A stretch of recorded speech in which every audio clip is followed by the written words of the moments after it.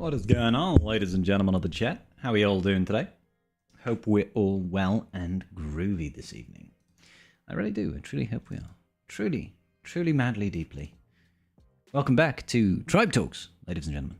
We will be having a show today, hopefully. We should be having Tasnex on today, as well as Karth, as Wolfie is away today. He is busy, which is quite all right. Who have we got in chat? Death's Helm, you are indeed first, good sir. Cosley, how you doing, buddy? Where's Tass? He's on his way. He's on his way, don't you worry.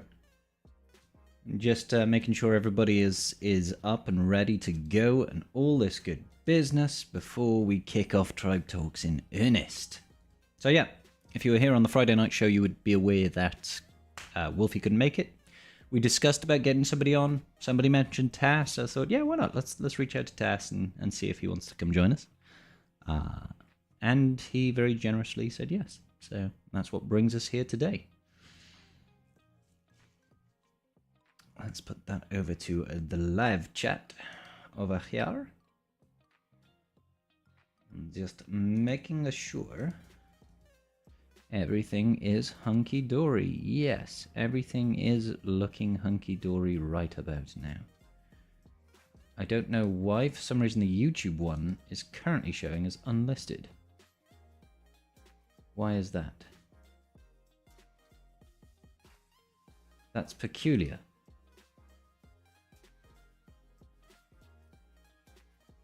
Why is that? Why is that? Hey, what's going on, Tim? Sorry, give me 1 second. I think that the YouTube stream is down currently. Let me just double check that.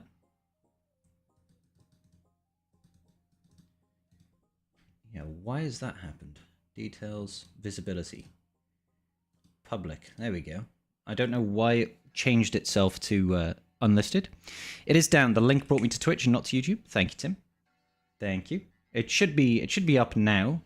For some peculiar reason, the stream on YouTube started as unlisted, and I don't know why. Because we don't do that. We don't do that. How are you, Tim, by the way? Doom, doom, doom, doom. Doo. Hey, Newport Nerfer, how you doing, buddy? Getting it confused. I am Bodhi. You're absolutely right. Good day, Robbie. How are you? Definitely getting it confused with my OnlyFans. Can't be doing that. That would be treacherous. We can't. You know, the OnlyFans has obviously got to remain secret. That has to remain safe.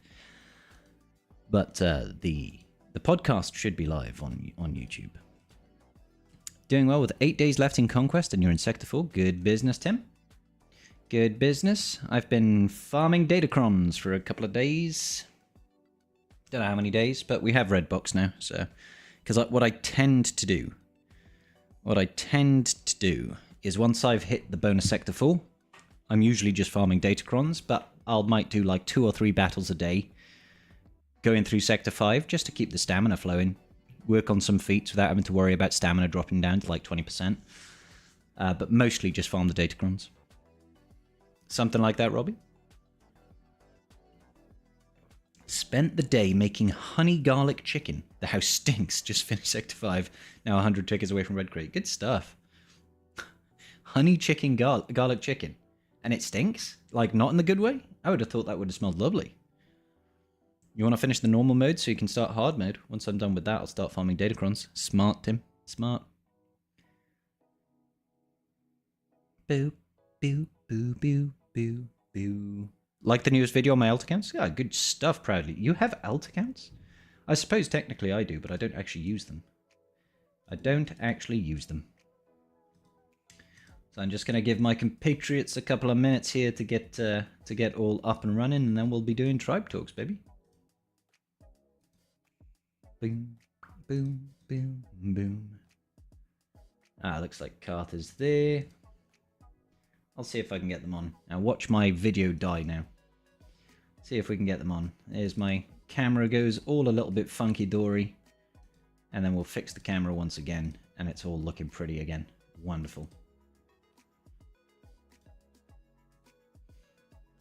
right, give me one moment. One moment. Hello, Karth. Hello, Tass. How you guys doing? Hello. All right, let me grab your screens real quick.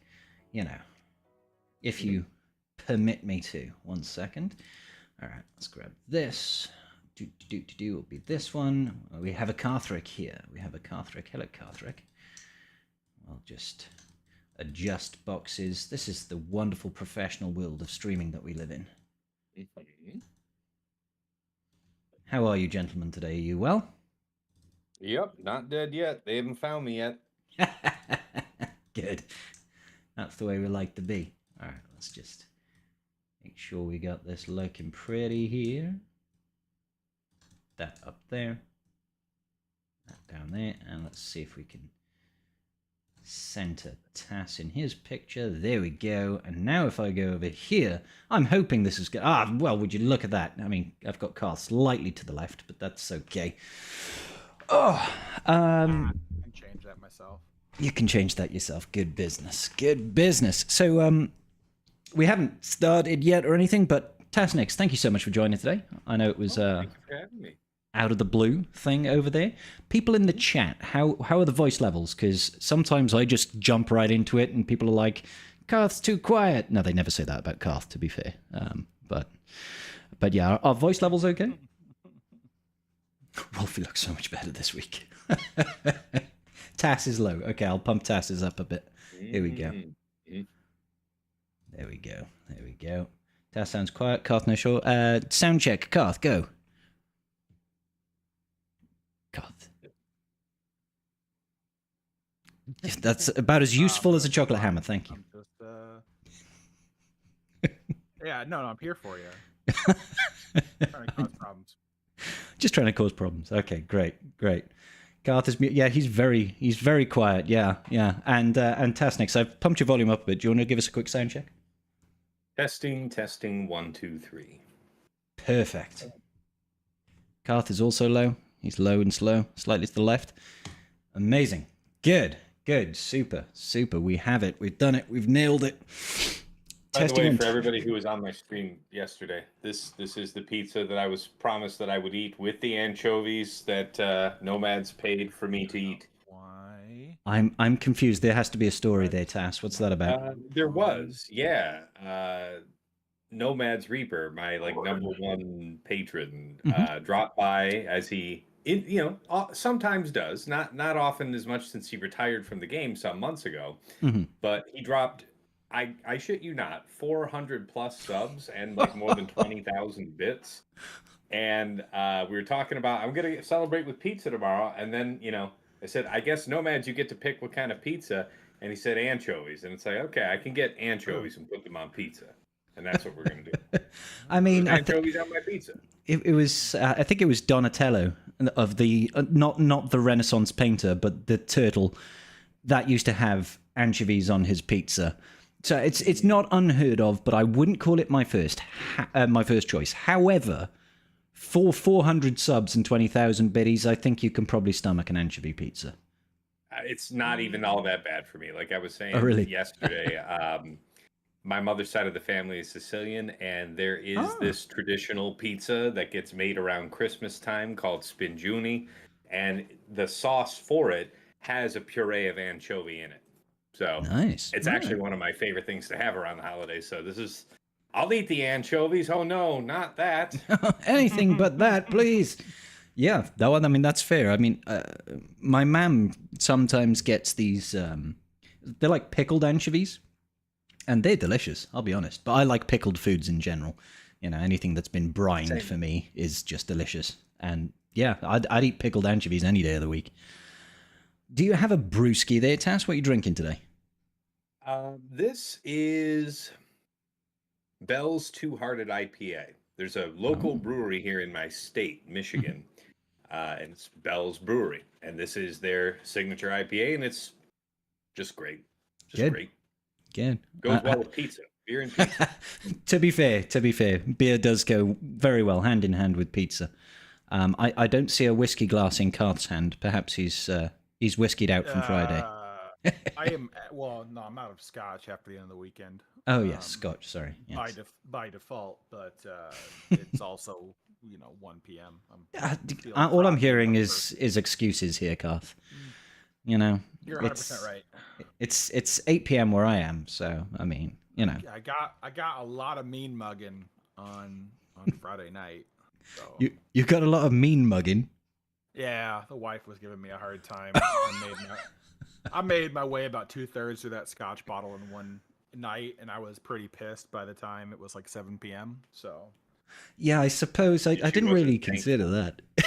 She wasn't thankful for the experience. No. She the joining the stream on Friday night was kind of a last minute thing, so she wasn't anticipating me just being a mess. So yeah, she was.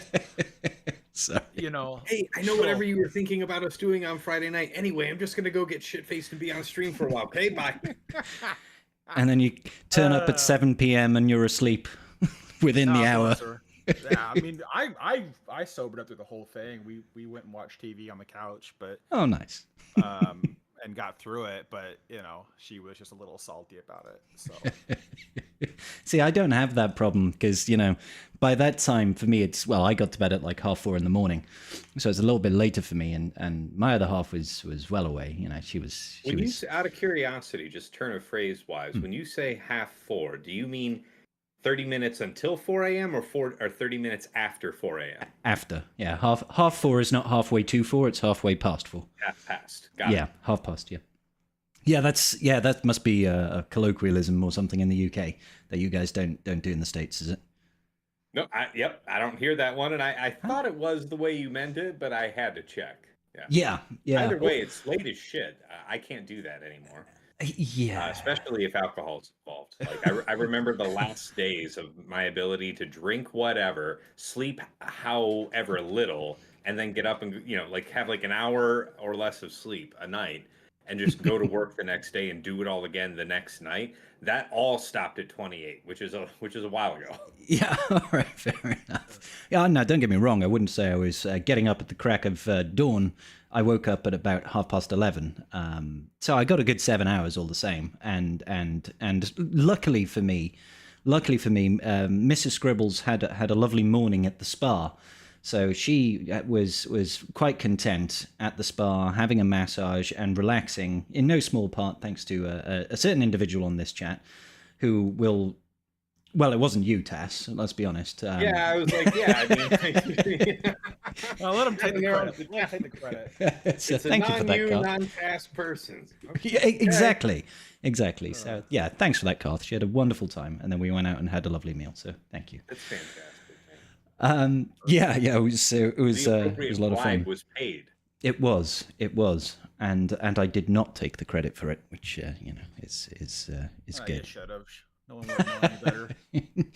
No, I have to be honest. I went through all the efforts to make it anonymous. Yeah. All right. Okay. So with that preamble, let's give the incredibly professional intro. Welcome, ladies and gentlemen, to Tribe Talks. This is episode 8 of season 2 or something like that. The seasons are very regimented and structured.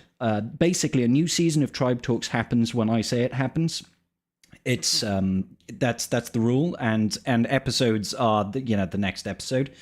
We have a very strict agenda here where we talk exclusively about Galaxy of Heroes in a very, very... No, we just talk about whatever the fuck we want for however long we want. If you have any questions, I do have a section within my Discord server called Tribe Talks Questions. So if you'd like to go over there and ask us any questions, we might talk about them later on. Today I am joined by Carthrick, my regular co-host, and the wonderful Tasnix. Thank you so much, Tas, for joining us today. Gentlemen, how are we? Upright, yeah. We are upright. We are definitely upright. Yeah. It's been kind of wild this last week. I will be honest. There's been lots of ups and downs, but I don't know if you guys saw recent data mines, and I'm a little bit confused. Maybe I'm just preempting here, but it seems to be there's a new pack coming in that's suggesting a new marquee. But I don't know if that's just preloaded like a month in advance, because we shouldn't be getting a new marquee this week. it should be like another 2 weeks, yeah? Because there's still like 16 days left on the error. So am I just misunderstanding things here? Am I just being, a really bad content creator? I think you're reading into it more than you should, Mm-hmm. because we know the episode the episode passes kind of ham-fistedly lay out some of that stuff. But it wouldn't be impossible, because they do give the midway marquee a quest that gives you the 20 shards for it instead of being in the track itself. But they gave us the 40 shards for the other Bad Batch characters, so in my head that's their balancing out of what was to come. They're probably just preloading and getting us ready, because they're gonna probably put the character in game next week or maybe the week after. Yeah, they've been taken to doing it on a Friday recently, haven't they? Which always throws me off. Thursday or Friday, somewhere in there. Yeah. So like all the assets go into the game. To me, it just looked really weird. I was like, hang on, I'm not going crazy. I know it was the 11th or somewhere around that. We got Crosshair. And I remember them saying, there's no other character to be released with this error. And that's, like you said, it's why we got the other Bad Batch characters instead of 20 shards of, whatever else is coming. So I was like, it just seems weird to have the pack loaded in. It just seems strange to me. But hey-ho. And bonus drops of Conquest characters. I know it probably means absolutely nothing to all three of us on the call here, because long since had Maul, Commander Ahsoka Tano, Ben Solo, all those sort of Malgus was the last one, wasn't it? So, what's your thoughts on that, guys? Good catch-up mechanic, bad catch-up mechanic, complete conjecture.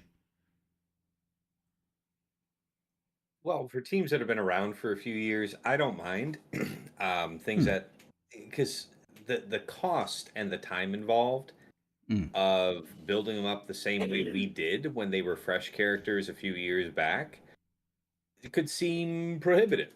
I think the game is healthier when more people are playing it. More people are playing it when it feels, like their goals are, if not immediately attainable, more readily attainable. And I'm sure that CG is satisfied, because they keep making offerings like this, and they have to be getting the revenue to justify it. And I think they are, and I think they should be. I think making the game more approachable to very small, spenders up to dolphins is an area that they are very wise to develop incentive to spend in. Yeah, I completely agree with you. I mean, at the end of the day, this game is coming up to 10 years old now, right? I think it came out in December 2025 or November 2015. And I can't imagine it's getting a hell of a lot of new blood in. So when the new blood does come in, they have to just not look at this game and think, oh my God, there's nearly 300 characters that I need to get up, and it's going to take me 5 months to farm one character to 7 stars.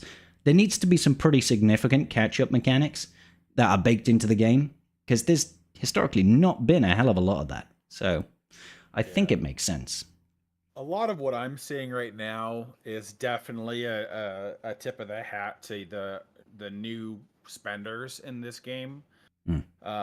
Because like that Zeta pack that just came out earlier this week, $50 for guaranteed 2 Zetas, could get up to 6. I mean, that's their best offering they've had to date for the $50 pack. And so it's like, and then not on top of that, it was like, tons of Omegas and the tier 3 mats. Like, they're pumping out the mats to get those teams online faster. And same thing with these Conquest units. Lord Vader without Maul is a pretty trash-tastic tune, unless you get lucky with a datacron that can kind of fill the void. And same thing with Rey without Ben, and JMK without Cat. So pushing these older GLs into a position to where their lifters are more obtainable, people can get access to it. It makes the investment worthwhile. Whereas you sit with Cat, Cat takes, if you're not getting the Conquest Pass Plus, I mean, that's what a year plus of farming. Is it? See, the hard proving grounds. I imagine like all three of us here haven't had the opportunity to do any proving grounds, so I'm like woefully ill-informed about how long a proving grounds farm is, because I don't know how many shards they give. You know? And it's a really weird thematic choice by CG. We can't even play the event, even for no rewards. I'd be curious just to play proving grounds. The amount of questions I've had of, Scribe, can you give me a team that can beat such and such proving grounds? And I'm like, I can't help you. I wish I could, but I can't do it. The way it sits with proving grounds is that if you only do the one attempt each conquest, it'll take you 16 and a half months to get that character. Jesus. Yeah, that's nearly a year and a half. Wow. That's a lot. And you can, once you can sim it, of course, then you can, you just wait for it to come around. If you buy the conquest pass, you can cut that time in half. If you refresh it for 2,000 crystals a go, that's 4,000 crystals a refresh. That gets you, 3 times the rate. So is it 20 shards then per attempt? Is 20 shards, 20 shards, and then 2,200 crystals for a refresh. You can do it twice, so you can get up to 60. Or double that shards if you're buying the Pass Plus, yeah. Yeah, I think so. And so, anyways, it just takes a long time. This has been my complaint when they started with proving grounds, is that especially with like the lifter units, having them be so unobtainable for people that so iconically want to chase after things like Lord Vader or JMK. It just puts them so far away to, and nobody hates the taste more of unlocking a GL than have it do nothing for the investment. I mean, so it almost feels like they should double or something even more extreme the drop rates on proving grounds the first, because I'm pretty sure, doesn't it take like a whole year for a unit to even go into proving grounds? Is that right? From their release, yeah. So it's like a year later, then you still have to wait, if you're not refreshing, like a year and a half to unlock. Like, it feels like it should be like each proving grounds you get 50 shards, just because at that point it's not like you're disrupting the meta by having these characters take so long to farm. It feels a bit prohibitive to newer players, because it's like you said, JMK without Cat is fucking garbage. Well, he's not garbage, but it doesn't play like a Galactic Legend, in my opinion. It's Lord Vader without Maul. It's the same thing. So it just feels just kind of bad. And I would hazard a guess and say that JMK and Lord Vader are probably two of the more popular characters in Star Wars. Not necessarily more popular GLs, although I'd say JMK is pretty much up there. But to have that sort of artificial bottleneck on the team operating correctly is not really a good incentive for new players coming into the game, Fair. So maybe we should give that feedback to CG, and they'll probably be like, no, we get lots of crystals from proving grounds. It's just over the time frame. Yeah. Like at a certain junction, how old is JMK? 2019? Yeah, I don't know. No, it's going to be after than that, but yeah, 2021. But you're saying there's always a paid option to double your shard gain, essentially, from this. And how much is that?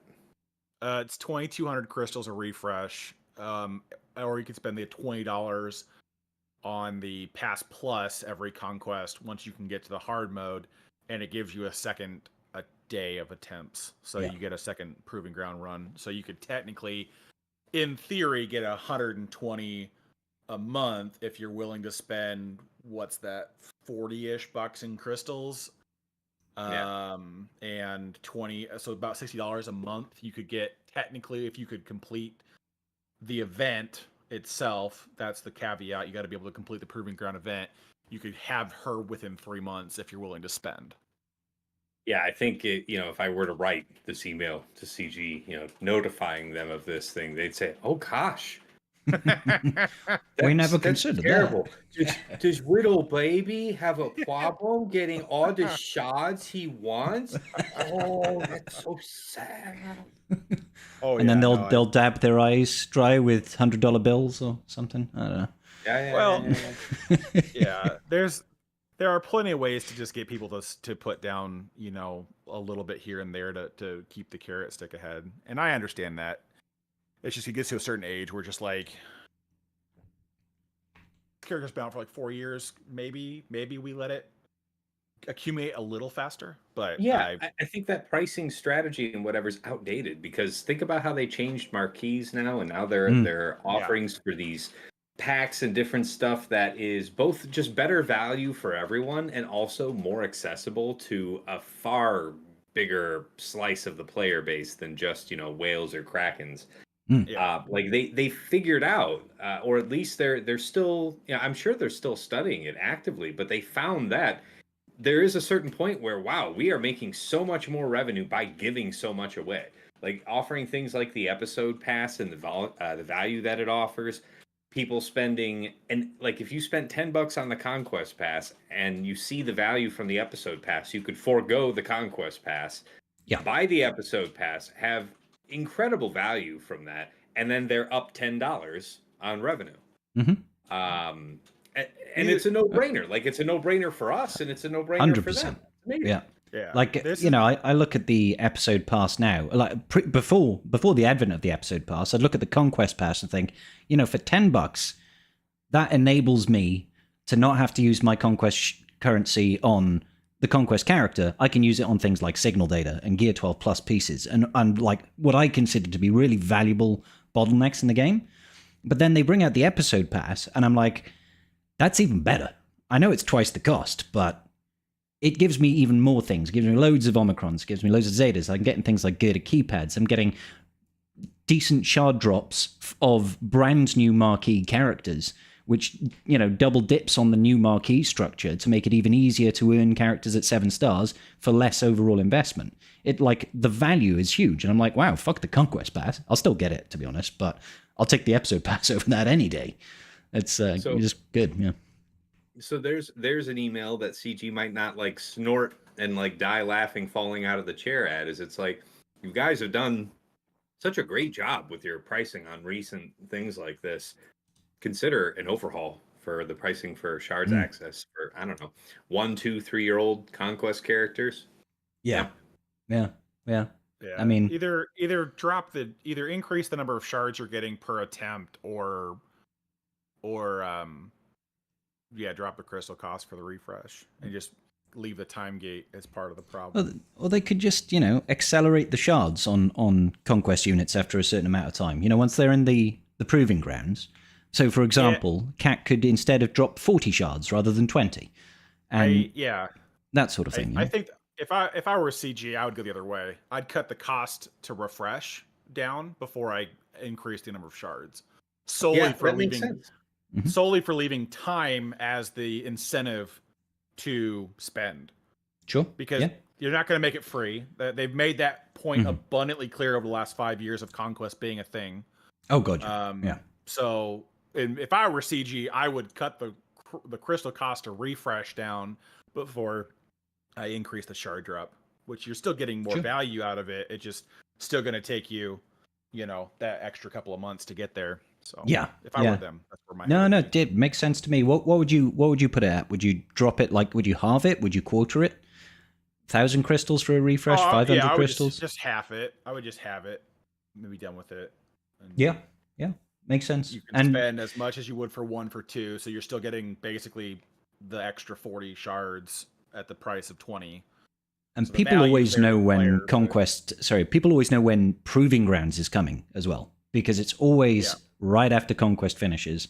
They're always going to know it's coming, so that if they're not somebody that spends a lot of money, they'll know that either, I might save $10 to try and buy some extra crystals to spend on a refresh, or they'll hoard a little bit of additional crystals in order to drop on it so that they can feel like it's not catching them by surprise, as it were.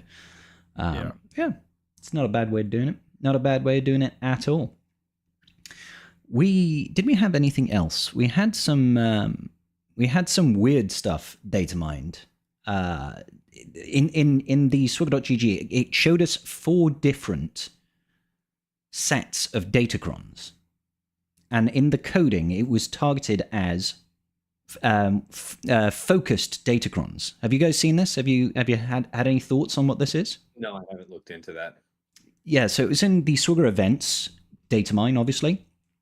I'll see if I can grab a picture and send it to you guys in chat, or if you're in that server already, go ahead and go into the game assets there and scroll back to the 13th, I'll send you guys a snippet, but there are essentially 4 sets of datacrons that are there, and there's the tagline saying that they are called focused datacrons, which comes a little bit later. Say datacron A focused, datacron A focused empty, and datacron A focused max. So each of the 4 sets have got 3 different I feel icons. like they're just redoing the graphics on the existing datacron sets. It doesn't look like they're the same colors as the they're the exact same colors. They look like they have a qualitative difference though between them, right? They look like an enhanced version. So in the worst case, you're thinking that you're looking at a new progression system on top of the current level of datacrons. I'm not sure. Like, if it wasn't for the fact that the code below it says focused and empty, nothing, and complete, I think it was called, or empty, nothing, and full. Can't remember now. I know I just said it. If it wasn't for that, the combination, I probably would have just thought, oh, they're just changing the animation or they're changing the aesthetic of datacrons. All my head immediately jumps to is that this is just a visual way that they're going to distinct the different levels of a datacron, so you can tell visually by looking at it if it's a max datacron, a mid, like, you know, level 6, level 3, or if you haven't upgraded it yet. I don't know if that really is going to matter too much, but that's where my brain immediately jumps to, because they're I don't really want progression on datacrons, because why? They are literally a temporary asset. They don't need more progression. Make me gear characters higher before you make me work on datacrons further. Please, God. That is my one prayer for that. If that is the case, like, I don't want it. It'll just make me drop out of giving a crap about datacrons if you have to refine them further. So how about this? Because I put out a video on this. Probably would have been a week ago now. Probably closer to when that data mine came through. Sure. And there were people in the comments section there that had a couple of ideas about what it could be. Now, one person there suggested that it's a no RNG datacron. So it's like, it's got a level 9, it's got a level 6, it's got a level 3. It's always those things. Predetermined crons. What are your thoughts on the idea of maybe there are individual ones, maybe you don't farm them, maybe you have to buy them through the store, but they are locked in terms of, you know, what are the stats, what are the level 3, what's the 6, what's the 9? What are your thoughts on that? I feel like that's a lot less potential revenue for CG. I don't see why they would do that. Like, I don't think it's necessarily instead of, though. I think it would be as well as normal datacron farming. There might be particular ones that you can lock in. If CG gave you an option to get like a predetermined cron from, like, let's say a marquee event, like they do with the bespoke crons. Oh yeah, and sure. They want to, like the hunter cron. Yeah, specifically give away in a marquee pack or something a specific datacron that you just get, then I could see this system existing for a reason. But I'm right with Tass. I mean, how much the top end of this game spends on datacrons, you would be pissing it away if you did bespoke datacrons more frequently, because there would be no reason. Most accounts would find a way to get the 5 they need and then be done, because that's where most people quit investing, is somewhere between that 10 mark is where most people quit investing into datacrons. You know, you got to be upper ends of Kyber before you start going in all 30. Or you got to be in a higher end TW guild. But I mean, it's just, revenue wise, it doesn't make sense for me. I think it's just an aesthetic way that they're changing things. Okay. But if they want to do some bespoke crons for different events or whatever else, and that's how they're gonna, I just don't understand why they would change the aesthetics. It just, to me, it just looks like, comparing to what the purple set is in game to what the purple icons are here, I think they're just updating the models that they're going to be using. I don't think it's going to be anything crazy beyond that, because the current system is so lucrative without a doubt. They would be better off finding better ways to get players to engage with datacrons, and they would be making it easier to obtain the best datacrons. Yeah, and I know all three of us are K1 players, so, and Tass, you're like top 10 normally, aren't you? You're all the way up there. Somewhere around there, top 10, top 20. Yeah, so I imagine your level of datacron investment is pretty significant in terms of re-rolling and maxing out 30 level 9s of each set. So that's the thing. I will buy the $10 Conquest pass, and then maybe besides that, maybe $20 to $40 over the life of the set just on any additional reroll materials I need. Aside from that, I get a full inventory of datacrons, and up to level 9. The rerolls come later, but all of that free to play. Between getting my cash out of the shard shop, or using shard shop currency, and then just sticking 100 through the 100 crystal refreshes every day of Conquest on on Conquest rather. I'm always well equipped and usually around or slightly over under 300 rerolls, which sounds like a lot. It depends on what area of the game you're in, but the people that I'm fighting in the top 10, top 20, usually 4, 5, 6. The top ones are literally more than 1,000, 1,300 plus, 1,400 plus. So I'm usually behind, if not dwarfed on datacrons. That's why I do try to spend my resources on things I get to keep. Because like we're talking about here, like of all, I'm not trying to put a lot into datacrons. And there's folks out there that have the money to throw at it that it's like, this is going to expire every quarter. And that doesn't bother me. I'm like, I appreciate where they are in life. I don't got it like that. Not yet. And even if I did, this would probably be not the top 10 list of where I would throw that disposable income. That's what I'm saying. That's how far away from got it you are. Because if you had any big chunk of money, you'd have this way down the priority list, which is exactly why I'm saying they have those priorities too. Yeah. This is that far down their list. You don't got it. I don't got it. Yeah, no, that's fair. This is, for me, for the most part, when it comes to the datacrons, it's like I'll spend a little bit on the reroll materials after the first week, just so I can lock in, the 8 or whatever you need if you didn't get them by that point. Because usually by the first week's lock-in, I'm somewhere around 15 to 20 datacrons for the new set, and so I'll spend a little bit there on reroll materials. But after that, it's just like I'm not gonna sit here and re-roll my Calcron until I roll, damn near 80% or better protection rolls for my JMK team datacron. Like I'm not gonna do that. But there are people that do, and that costs so much money. Well, I think usually at the end of a set, my reroll count is probably around like 180 to 200 rerolls, but I'm usually relatively up there on the level 9s.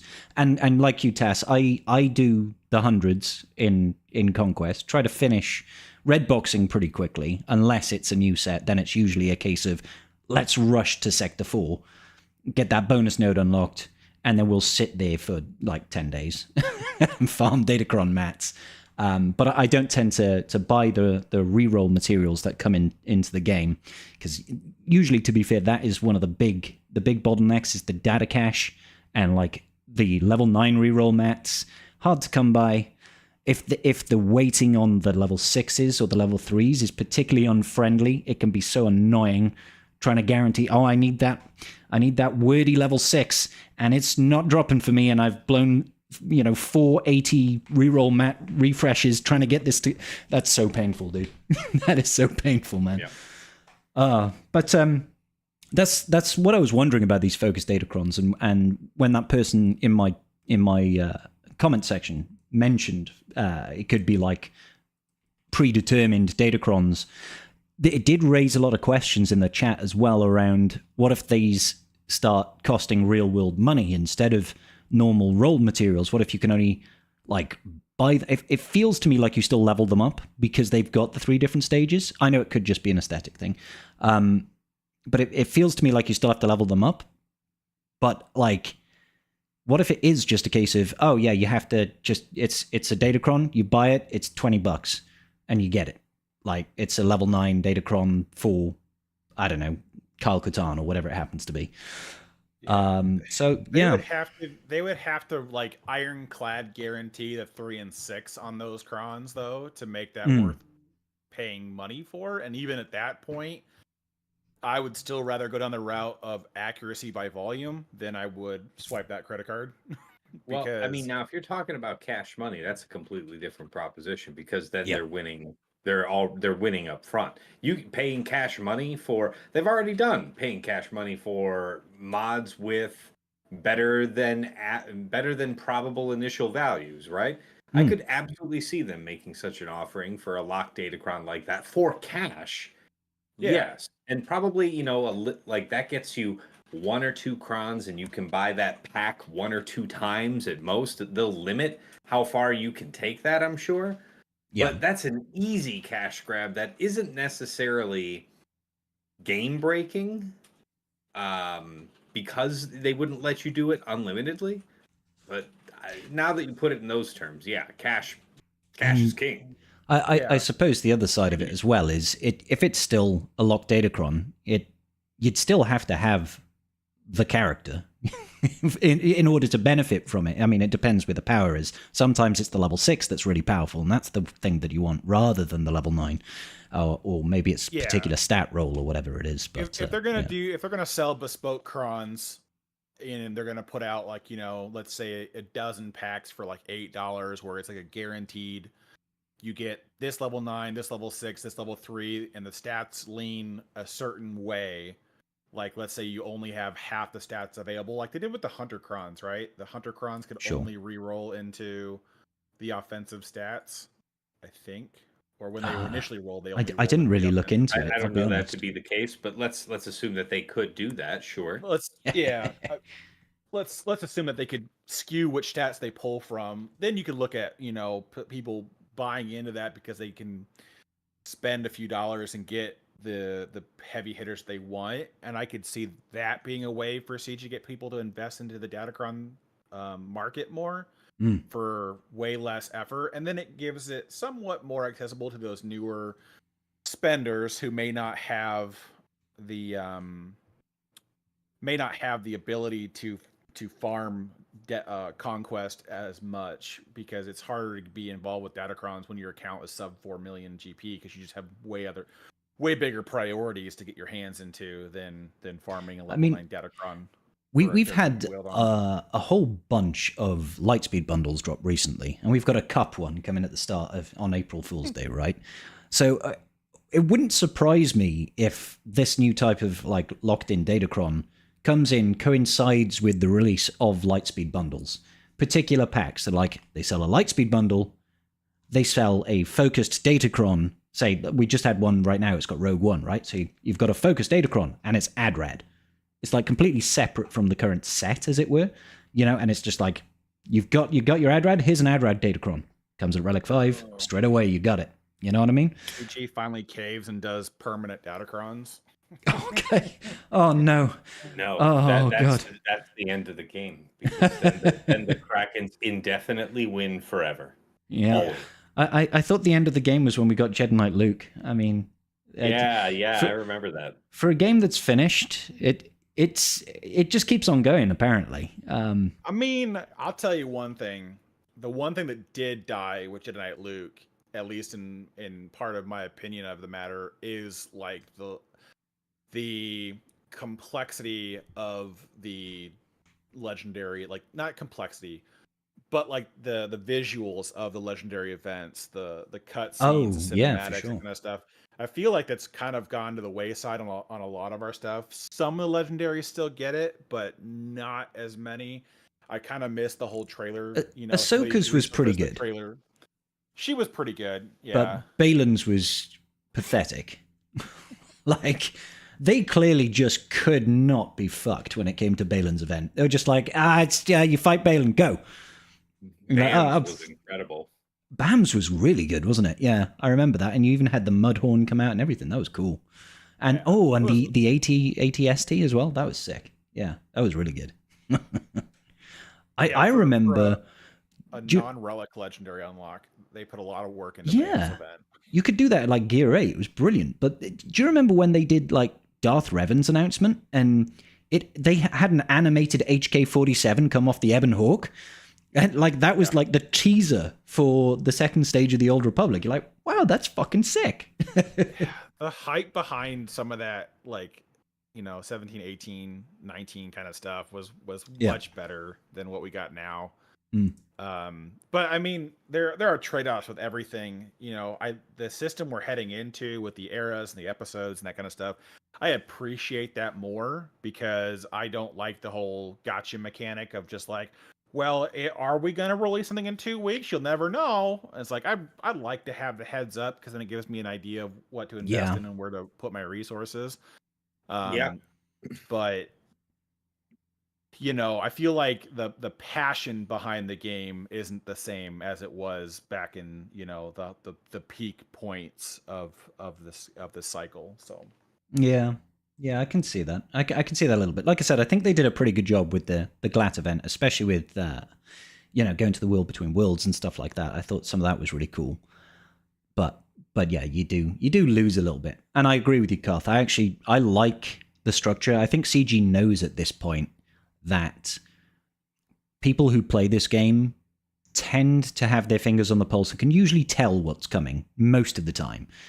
So it's like, why hide it, man? Like, why hide it? Get people excited for what's going to come.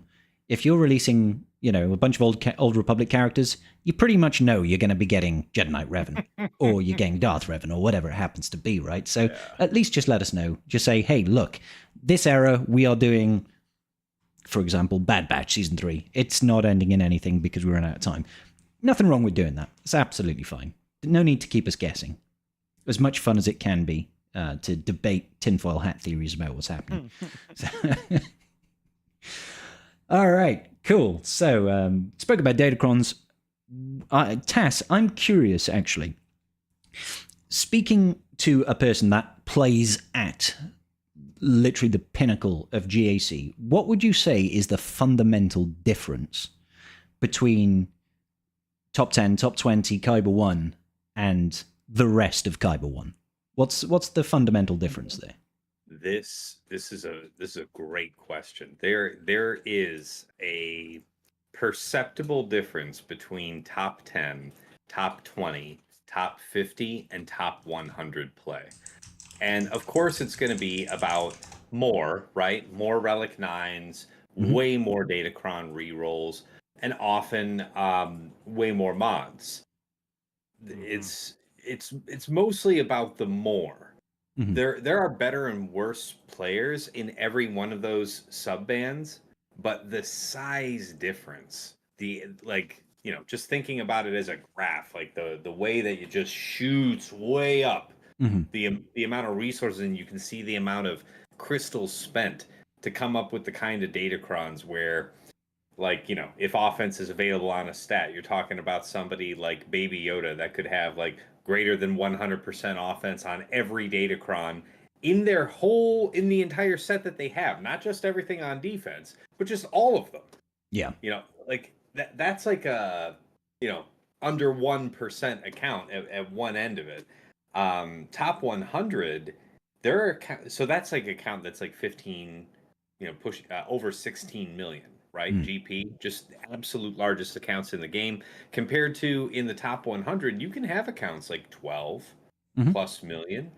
And there are certain opponents that they will fight where, it's like a toddler fighting like a sumo wrestler. One guy doesn't really have to try. He's just going to sit on the kid, and that's the end of the fight. That will occasionally happen to somebody like that, but they don't get up to be in the top 100 of Kyber 1 or higher.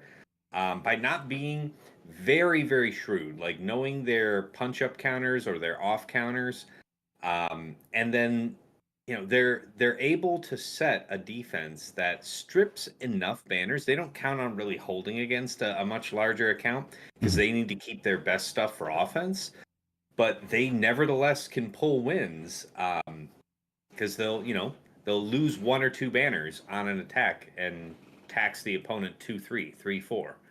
So Yeah. Would you say then that those players that perhaps have a disadvantage when it comes to GP and maybe just pure rerolls on datacrons and volume of 25 plus speed secondary mods and all that sort of thing, would you say that those are represented equally as much as the big accounts, or are they a rarer occurrence and potentially they get underestimated, or is it just a case of it's a maybe even I didn't split? fully understand your question. You're referring to counts that may have high counts of mods, but not necessarily very high GP. No. Well, yes, maybe high counter mods, but I'm talking specifically about those players that tend to get up into the top 100, maybe higher, but typically do not have the same level of roster development as the big boys. So they're not pushing 15, 16 mil. They're 12.5. They've got good mods, but they don't have 225 plus speed secondaries. Volume, yeah. Yeah. So, like, is that still quite a common thing, or are they more of an exception of an exceptional player? Oh yeah, mostly an exceptional player. So I mean, it's basically like the tactic, or sorry, the general strategy that you're employing when you're a smaller account fighting accounts that have 2, 3, 4 million at that part of the game. You're mostly cheesing, right?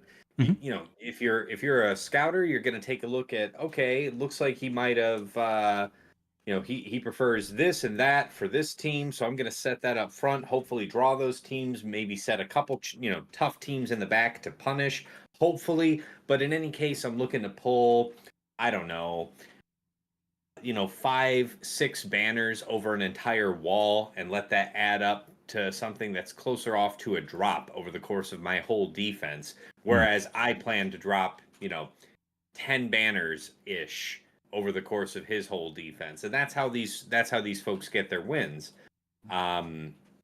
It's mostly that.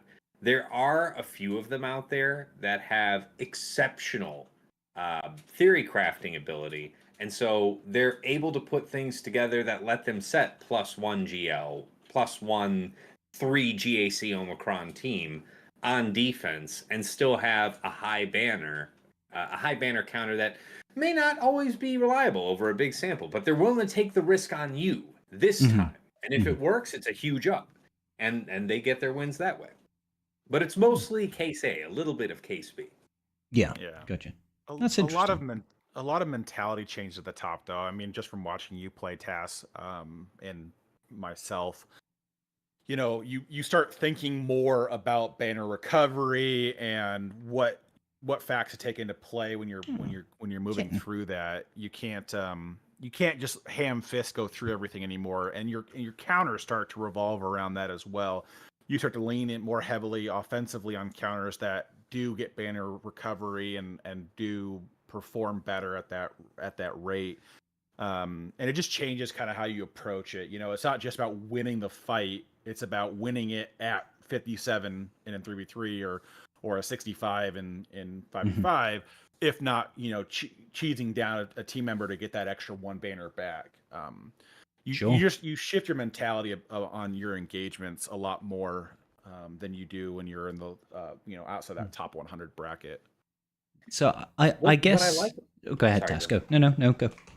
Well, what I really like is that anywhere inside the top 100, you're, of course, you know, you have to have, to some degree, you have to have the goods. You have to have a certain minimum. Okay, fine. But there, you know, we just talked about the handful of players that compete within the top 50, even top 20, even with accounts so small as that. And that's just one way that you can approach the game. You know, Carter, what you're talking about with like players like me, like I love scouting opponents. I like to play the man more than the game because that's what's more reliable for me. I that appeals to me as a player as something that I can work with and plan around more reliably than the datacron meta, because that's going to just adjust things from time to time. But looking at history, seeing your trends, seeing what you like, and playing against you has been a reliable, you know, thing for me. And that's just the way I like to do it. Fatal likes to come up, you know, with these very complicated, tricky defenses, and then he play tests some, you know, offbeat punch up counters, and that allows him just a plan, a general template of setting a very challenging defense, and being willing to take his lumps, going through those trades on offense, regardless of what his opponent does. He doesn't scout. So, Right. there's a few, more than a handful of viable ways to play at the top end of the game. But definitely what I would say defines the top 100 is they're very clear about what they're doing. There's no, gosh, gee, golly, I don't know what I'm going to do this round. There's, Sure. it's either you're changing it up like I am for your opponent every round, or it's like, okay, I did these remods this week. I've got myself locked in so I can pull off, Marin versus Jabba when I couldn't do it last week. This is all part of the plan. It's I just like that, the GAC, the game has always will have areas to improve, but the biggest problem with GAC in the top 100 is still the Erodium bug being here. Anyway, I know you had somewhere you wanted to take the conversation. Yeah, it just it kind of it kind of dawned on me when you're talking about this and the different ways that people can be successful in GAC in general, because I don't think any of this necessarily only applies to the top 100 of Kyber. I think you can apply the same mentality to basically any league division. But I guess I wanted to get both of your opinions. If a player of any stage of the game, they could be mid-game, they might be 8 million GP, wanted to improve the most in GAC, what would you say is what gives you the best return on investment, right? Because I look at things like the game is not one-dimensional. You can have a number of things that you can invest in. You can be more strategic. You can have a better roster. You can have better datacrons. You can scout, right? But you can focus those, and you can really lean into any of those sort of areas to find success. So in your opinion, if somebody really wanted to improve in GAC, where should they really put most of their effort into? For me, there's two ways to evaluate your question. The one that's the most obvious, and I think is the best for most players, is mods.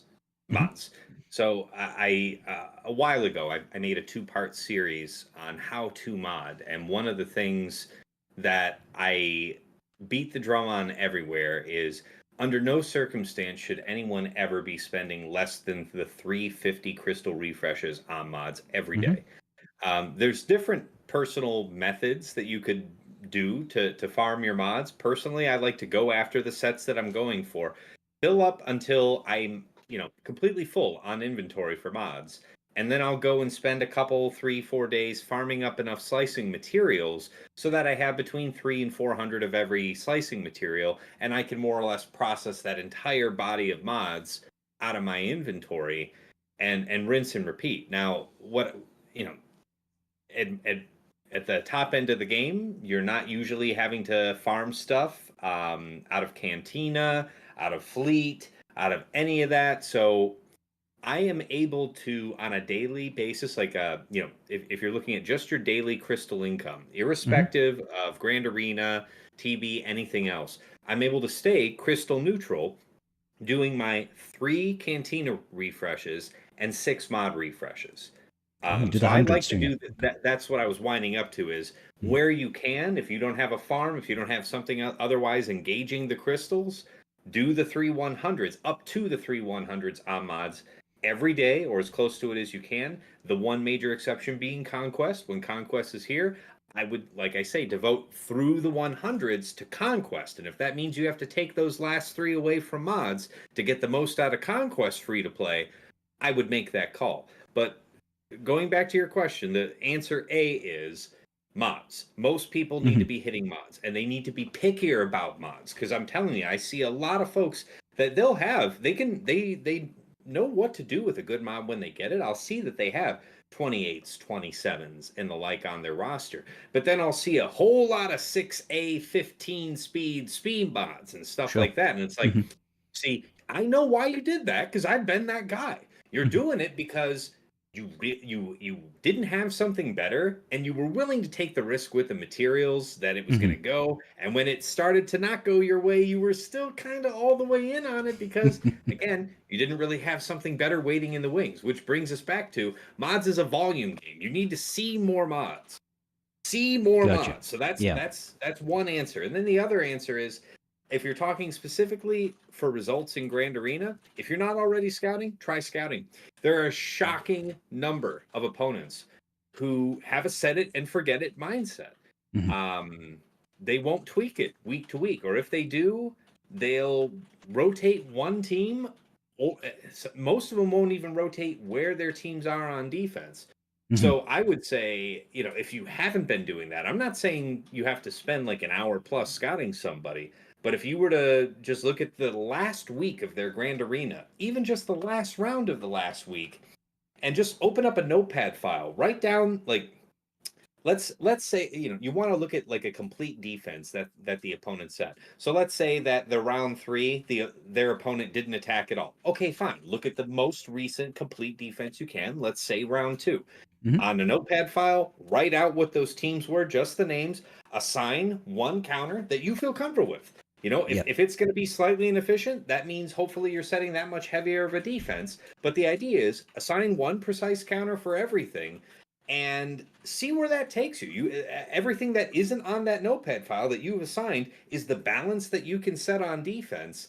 And now you know what you're completely covered for whatever they set, because even if they don't set those exact same teams, they're going to set the same proportion of defense, the same probable ratio of Galactic Legends to not Galactic Legends.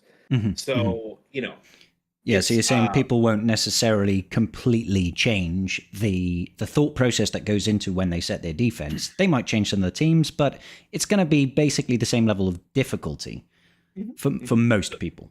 Yeah, and now you're asking me, so of course I'm going to profess the gospel of scouting, and that process that I just described could take you about 10 minutes. Just looking up that last complete round of defense you can see, belting it out on a notepad file, and there are so many just viewers of my stream, patrons over the years, folks that have just completely seen the transformation in their performance because they're just seizing that low-hanging fruit. Like, there's a whole lot of wins that are just waiting on out there for you to gobble up because you've got an opponent that's complacent with defense.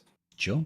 So to recap, mods, people need to be working better on mods, not only about how much they prioritize farming mods, but also the approach they take in being selective about the mods they choose to enhance.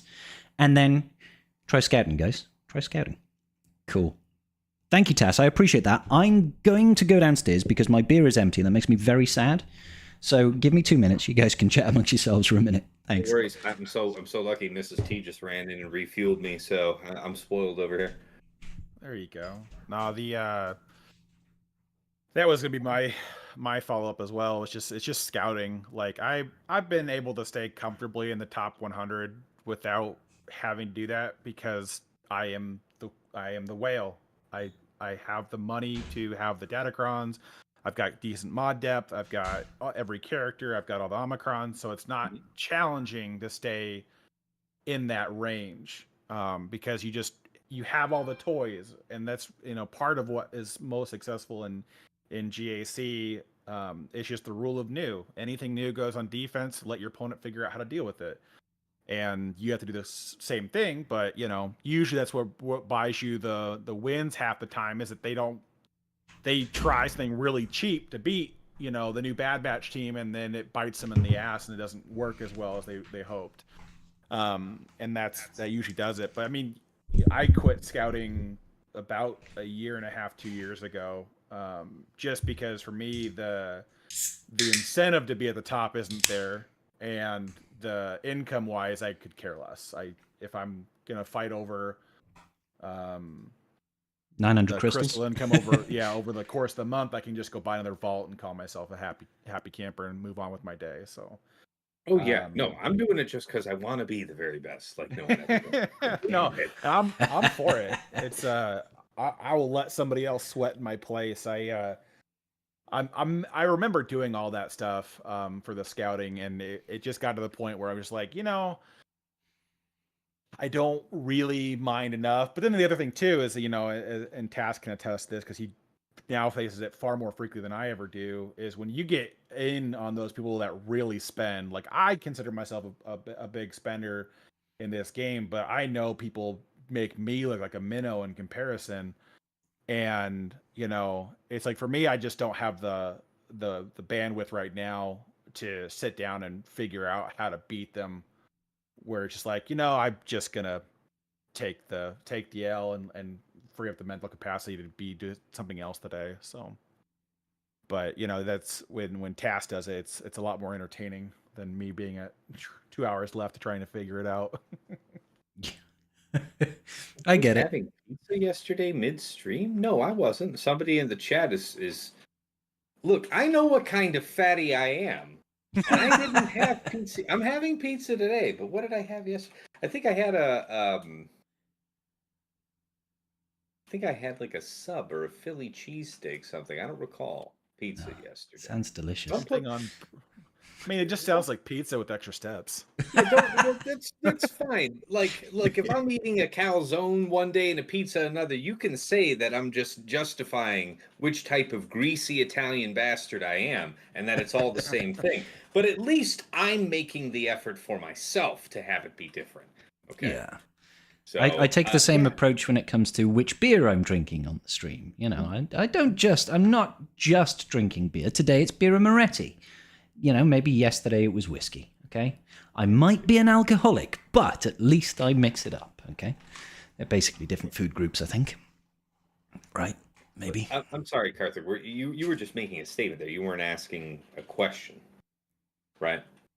About which part?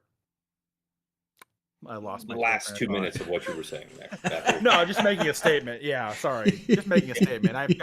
There's no question on that part. I'm acutely aware of how things are done. I just am at the point now where I'm just like, I'm letting the complacency set in. And like, I think all 3v3, I was 1-8 because I showed up, and if I could win in the last hour, I would do it. Otherwise, if they full cleared me by the time it ran out, I just did one battle and called it a day. At this rate, my skill rating will be higher than you, Cart.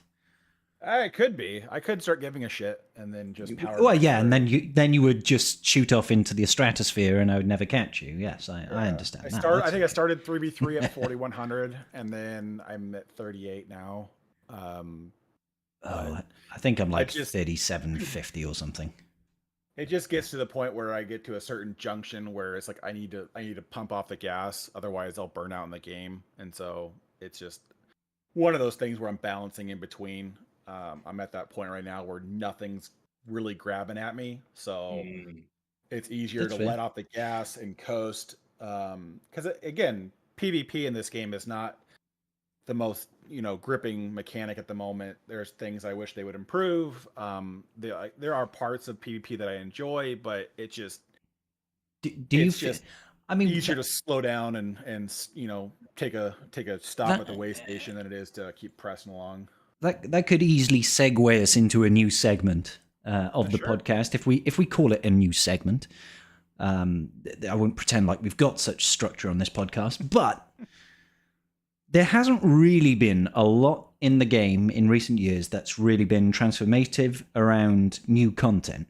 We can argue it, but like Marquise, in my opinion, is not new content. Like new game modes, new raids. We had one, Battle for Naboo, and it's coming on to a year old at this point. Do you feel like, in particular, in the PvP sphere of things, we need something new? Or do you feel like an overhaul of something like TW or GAC is enough? That's to both of you, by the way. Sorry. Well, I mean, when you talk about topics that have been beaten to death for years now, we working TW and Grand Arena in some sense. Like when they made the TW change years ago, expanding the board to like 50 teams per sector. They should have also added at least another 12 hours to the period, and just so that it's not so all packed in 24 hours, because it's, especially for the larger guilds in the game, they're just about all of them, I would say, international. Yeah. So it's pretty difficult to coordinate your entire guild's membership across just 24 hours when you're trying to move through one wall each, every 4 hours or so, something like that. With only like one counter available, it takes forever. Yeah, and and it's one of those things where I've been on the end of that, where orders go out in my like 2 a.m., 3 a.m. time. I've already been asleep. I wake up and it's 8 a.m. and I've got like alerts blowing up. It's like, hey, we really need you to get this in. Please get it done. Nobody's being rude or anything, but it's like you could not have expected me to have been like Johnny on the spot with that. Like, I mean, you could just send the one ping, and then when I wake up at 8-ish a.m. on a Saturday or Sunday or whatever it is, I will get to it. But damn. So I mean, yeah, that needs done. GAC at least 5 versus 5. Like 3 versus 3, I think an increasing number of players are coming to appreciate because there's more creativity that you can do on a larger board. 5 versus 5 suffers from, especially at the top end, or at least probably maybe only at the top end. You have way too many teams for the size of the board. So the only way that you can make interesting, surprising, maybe even just merely challenging defenses is to concentrate 2, possibly 3 teams worth of members into one team on defense and try and see what that buys you. I think that feels stale. So the PvP modes need to be reworked because I don't know how many folks watching right now feel the same as I do, but I play the game for Grand Arena. I've been in some of the top guilds in the world for TW and other stuff. All of these I participate in to that degree just to get the best rewards so that I can spend them on Grand Arena.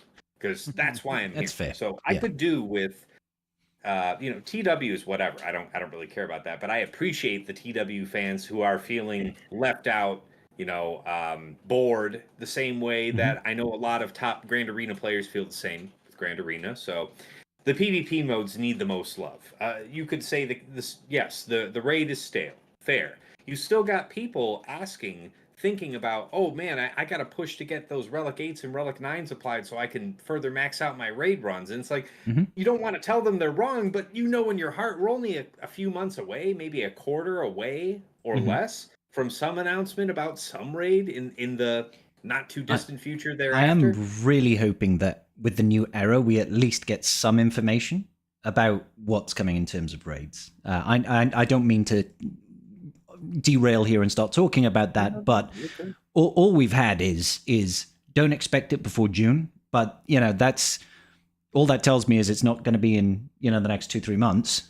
Is it going to be 4 months? Is it going to be 6 months? Is it going to be 9 months? Like anything longer than 3 months there's a lot of time that's longer than 3 months time. So I would like just some information that would make me feel a little bit more at ease. But we'll dog ear that for the next conversation because that's a whole other rabbit hole to get down. It is. I just wanted to jump on it while it's hot. I guess the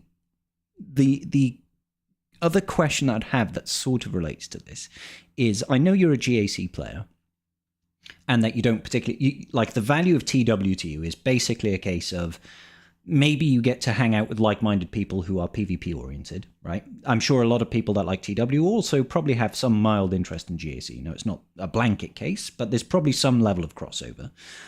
And the side of it is the biggest guilds get the best rewards, usually have the best rosters, so things like raids will get maxed box, and you can use that opportunity, that investment, that return to feed into your own personal endeavors in GAC. I understand that concept. Is there something that CG could do for you in particular that would make you look at TW and think, damn, I love this game mode?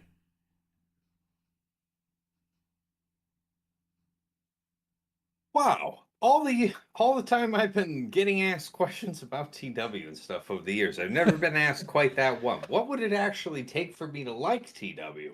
Yeah. Putting you on the spot there, Tess. Sorry, man. I feel like it's either a combination of it's just a super simple answer or it's going to be this whole like if you just take it, throw it in the trash, and start over. I don't know. I'm to the point where I would like TW to be more of the point where like the board has a strategic element. I liked when I ran TWs back for Ghost the 501st. I liked playing at that point because the board had a strategy behind it because we were just at the beginning era of GLs and stuff like that. So there was more strategy behind the board placement and what you were doing than just laying up the best datacron supported teams at the time and going from there. But that's where my head goes at, is that if they did something more strategic, where there was a way to kind of play with the board, play with defeating which zones gave access to what zone next, allowing you to kind of shift where the bottlenecks you could throw at the enemy would come from. It would just provide a more interesting dynamic of play. I don't know for every individual player if that would change, because the only way I could see it getting better on an individual player basis is giving us a way to more readily work on zones as an individual player, kind of like I think how Marvel Strike Force does their TW kind of stuff. It's like multiple little zones, and you go in and you just knock out a zone versus having to deal with an entire like a much smaller condensed zone of like 8 teams instead of like, you know, the massive board of 50. So almost like one of our TW zones could only be filled out by one person's roster, so you couldn't have like, you know, 50 GL Ahsoka Tano's. It would have to be multiple teams. Just giving people a way to interact with it on a scale that isn't, you know, well, it went live at noon for me. It's now 8:00 at night. We've gotten through 3 zones. And then, you know, I go to bed, I wake up, and I've gotten 400 tags for getting up and doing fleets and getting up and doing the back walls and everything else. It's like, it's hard, as Taz said earlier, it's hard for players to interact with that when you're on an international timetable. It's just, you have to have officers that are awake around the clock, that can be paying attention around the clock. And who wants that? And then, I'm not waking up at 2 a.m. to play TW. Like, it's not happening. Like, you'll get me when I wake up at 7 or 8 in the morning. Yeah, that's fair. Okay, so if I'm understanding Karth correctly here, to summarize his perspective on what would make it good is a little bit more strategy going into what zones do, how you can benefit from them, so that people can strategize where they attack. Then there's an element of timing and maybe a little bit more around individual player autonomy in how they get to engage in TW. So they're not constrained by the fact that you need 48 other players in your guild to come and take down a wall before you can do anything else. And there's an 8-hour period where you're going to sleep. Yeah. Cool. How about you, Tass? You've had a little bit of thinking time now that Karth has been doing his waffle business. And mine is, I like the way you phrased that, summarizing Carthur's point, because mine kind of piggybacks off it, is the idea that by far the thing I like least about TW is, like, especially if it's a weekend war or something, it's like, okay, you know, I've got something going on today, but it's not all day, but, you know, for a few hours here in the late morning or whatever, before I have plans, or I'm going to some family party, or I'm tied up for the rest of the afternoon in the early evening, I've got a couple hours here where I can devote that to TW. But I can go fuck myself because I can only do 2 fights because only 2 walls are open. So I don't know how you would fix this from a design point of view, because I understand that there's a lot of strategy that goes into how you go about revealing what's in the next wall. But if there was somehow a way where, I don't know, when I have the time in the 24-hour period, that I could somehow do all of my battles, as many of them as I wanted in the period, and just belt it out. Because that's the biggest difference between TW and Grand Arena is, sure, you might still have the same busy life, but it's only you holding you up. When you're ready to go, you go. Yeah. So how about this as a theory? And this might be wrong, but if they were to double or triple or quadruple the number of zones, but by consequence, the number of teams in each of those zones would have to shrink as well, would that make it easier for, because instead of having, 50 teams in one of the sectors, it might be 15 teams, right? But it would be taller. If you can picture the TW map, it's kind of like a sphere, right? And then there's 2 zones in the front. Instead, there would be like 6 zones in the front and 6 zones behind it, and so on and so forth, right? Would it be a solution that if those individual zones had less maximum teams, that you could clear a sector quicker with fewer people engaging, meaning it would open up the rosters for members to engage when they have the time? Would that help? I don't know. It probably brings its own problems, truth be told.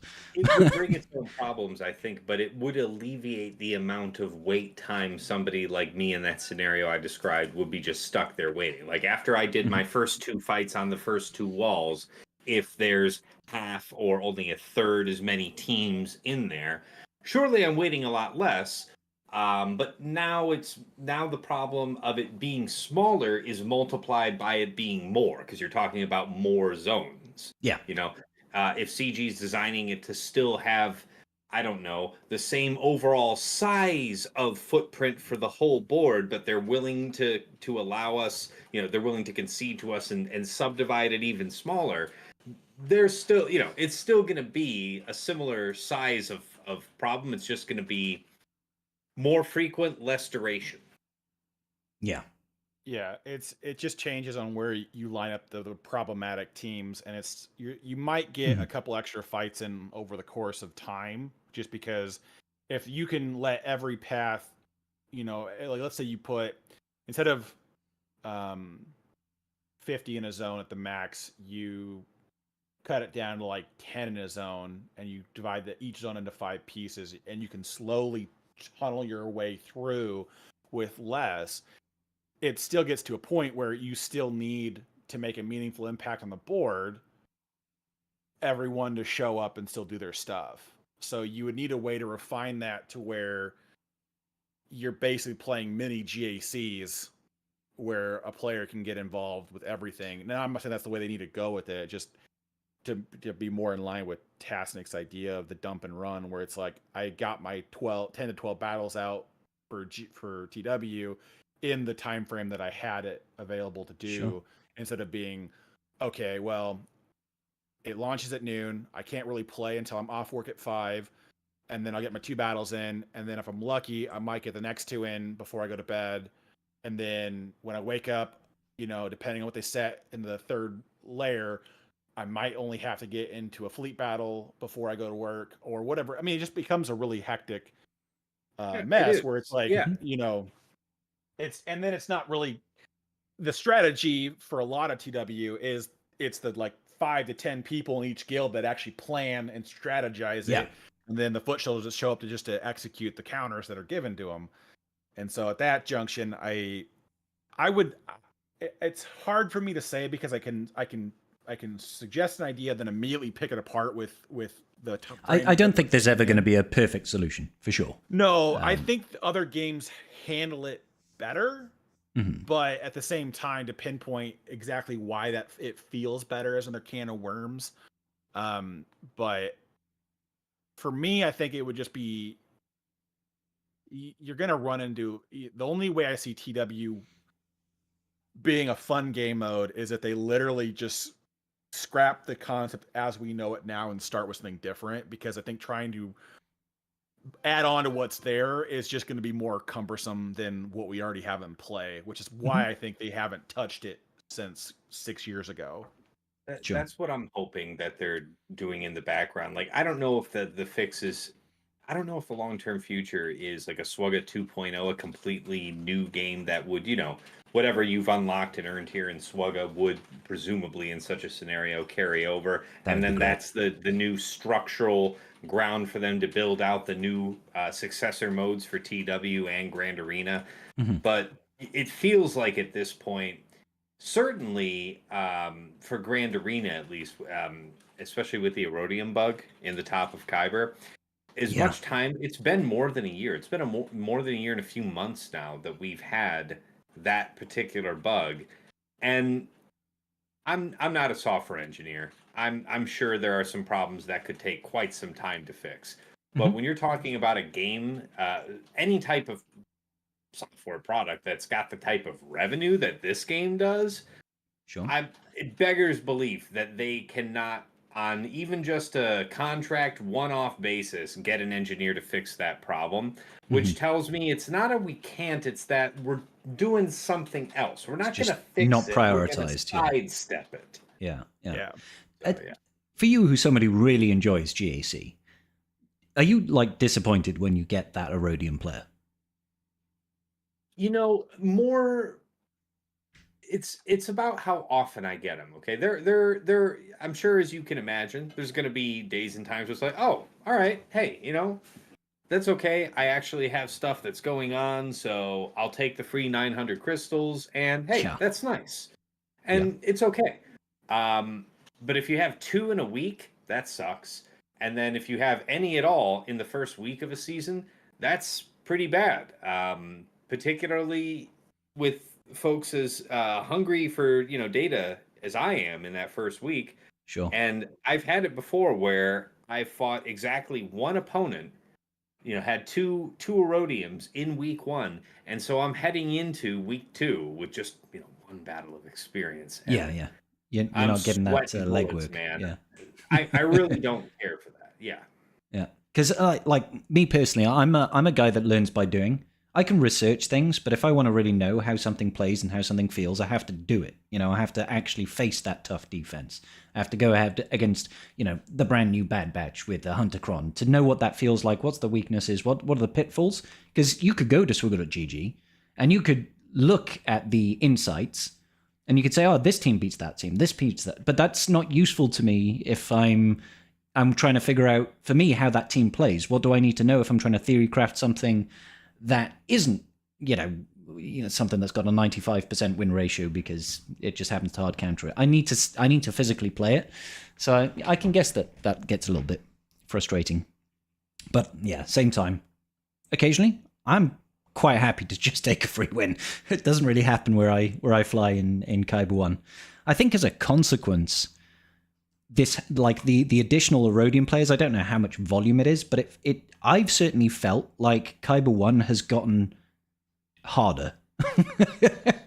Like where I float, it feels like I'm facing really tough opponents all the time now. And I remember it used to be a lot easier. So, but hey, I know that there's the other side of it, that Kyber 1 has shrunk as well, because it used to be like 4,000 players and now it's like 1,000. When they stopped the point deduction for like the one season, it bloated back up a little bit because more players were able to get in. But that's kind of now the kicker on both sides of the fence, is that you have more competent players floating in Kyber 1 now, where it's like it used to be. Basically, what's happened at this junction is we've condensed so much of the bigger accounts at the break between the top of Kyber 2 and the bottom of Kyber 1, where it used to be, it's like if you hit Kyber 2, it was like a free 3-0 week, and now it's like that doesn't exist anymore. There's just a lot of accounts that are coalescing at that point of 3610. That makes it that jumping around it, well, like you found out the first time, going 3-0 is detrimental to an account that's not. Week 1 3-0 is horrendous. PvP gets really rowdy when you jump that 140 points, because what you're facing is so drastic. And that's kind of the other thing too, is when you slingshot through the rankings like that, it usually leads to a very bumpy return to where you started. But yeah, it's just one of those things where it's like we're kind of condensing the players that are 12, 13, 14 million GP are condensing in that, just over the Kyber 1 mark and keeping into the total of Kyber 1. But the every time the points start to decrease whenever a new season starts, then that's the same thing that happens, is that you basically start shoving them down to that level, and then Kyber 1 just contracts and contracts and contracts. And so the only people that stay comfortably at the top of everything are those who are winning well at the end of every season. And then their points, I mean, TAS would at this junction have to go, a few seasons of 0-9 to even break out of 4,000 points. So maybe I don't know if it'd have to be all that far, because it's like 4,500. You can lose a little bit. I don't know about all that. 09? I don't know. Well, I mean, yeah, if 09 would definitely more than do it. Yeah, 0-9, you'd lose about 400 points a season. So okay, it might be a season and a half if you went 0-9s. Yeah. But anyways, I mean, it just takes a long time to shuffle out of that once you get to the top. Yeah, Taz, do us all a favor, mate. Don't do that, because People sub 4K skill rating don't want to be facing off against a guy like you, unless you're willing to just throw the match. Of course, yeah. You're like, I'm on the pathway to Carbonite. Let's do this. See, How long would that take? I would love to face Tass. It just takes me way too long to get close to him. I don't want to face. For facing Tass though, it's fun because it's actually. It would be an interesting challenge. Like that's where I run into. Hey, it's a long. I have to go like way too many points to get caught up to you now. But it's fun when you have players that that are equally I mean actually I would say that you're a far better GSC player than I am, but it's just fun to have a challenge. It feels like a lot of now. It's just like it's getting enough to care to do it, but. I remember the sweaty days where you would scout every opponent and you would place your defense according to what they place and what they struggle against, and are they a theory crafter or are they more tried and true, or you trying to banner bleed, those kinds of things. It's a lot more fun when you're playing against people where it's a spirited match. I remember facing off against this was a long time ago, but I've done a couple battles versus Aesop.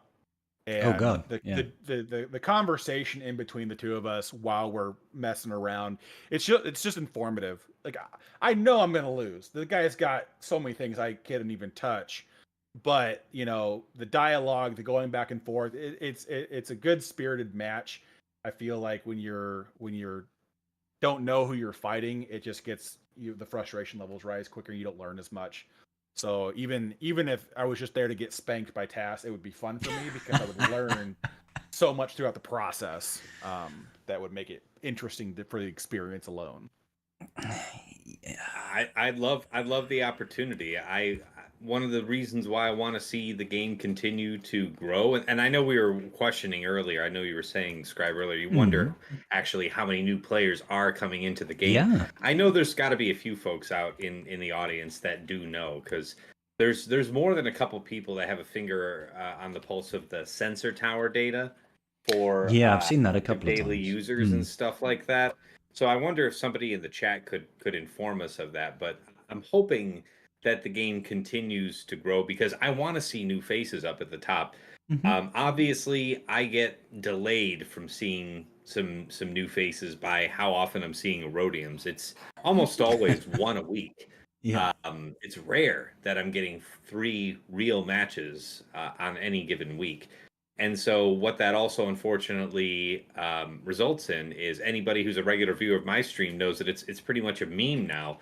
Okay, so I don't have an Erodium this round. Who am I fighting? Arsenal, Pumper, or Brilliant Zid? Let's find out. And it's, is it like 4 or 5 people that you always face then when it comes to a proper matchup? It's one of those things where it's like we all just tend to end up staying within the same band inside the top 50. So we bounce between 50, 20, 10, 30, 20, 40, 10, like that. And so, it's just us. There's a few of us that, we'll go 2-1 this week, 1-2 the next week. So we're all kind of staying in the same pocket, moving back and forth around each other. So, Gotcha. it's punctuated by the Erodiums in between.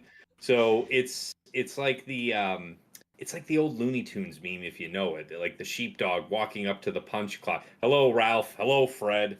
Like, just passing each other by. It's like, yep, good to see you. Yep. Same time next week. Mm-hmm. The Erodium players also give accounts that, and I don't want to be too disparaging, but an account that should have gone 0-3 in a week, they get that saving grace and only drop that that 40 points for the week instead of the 120.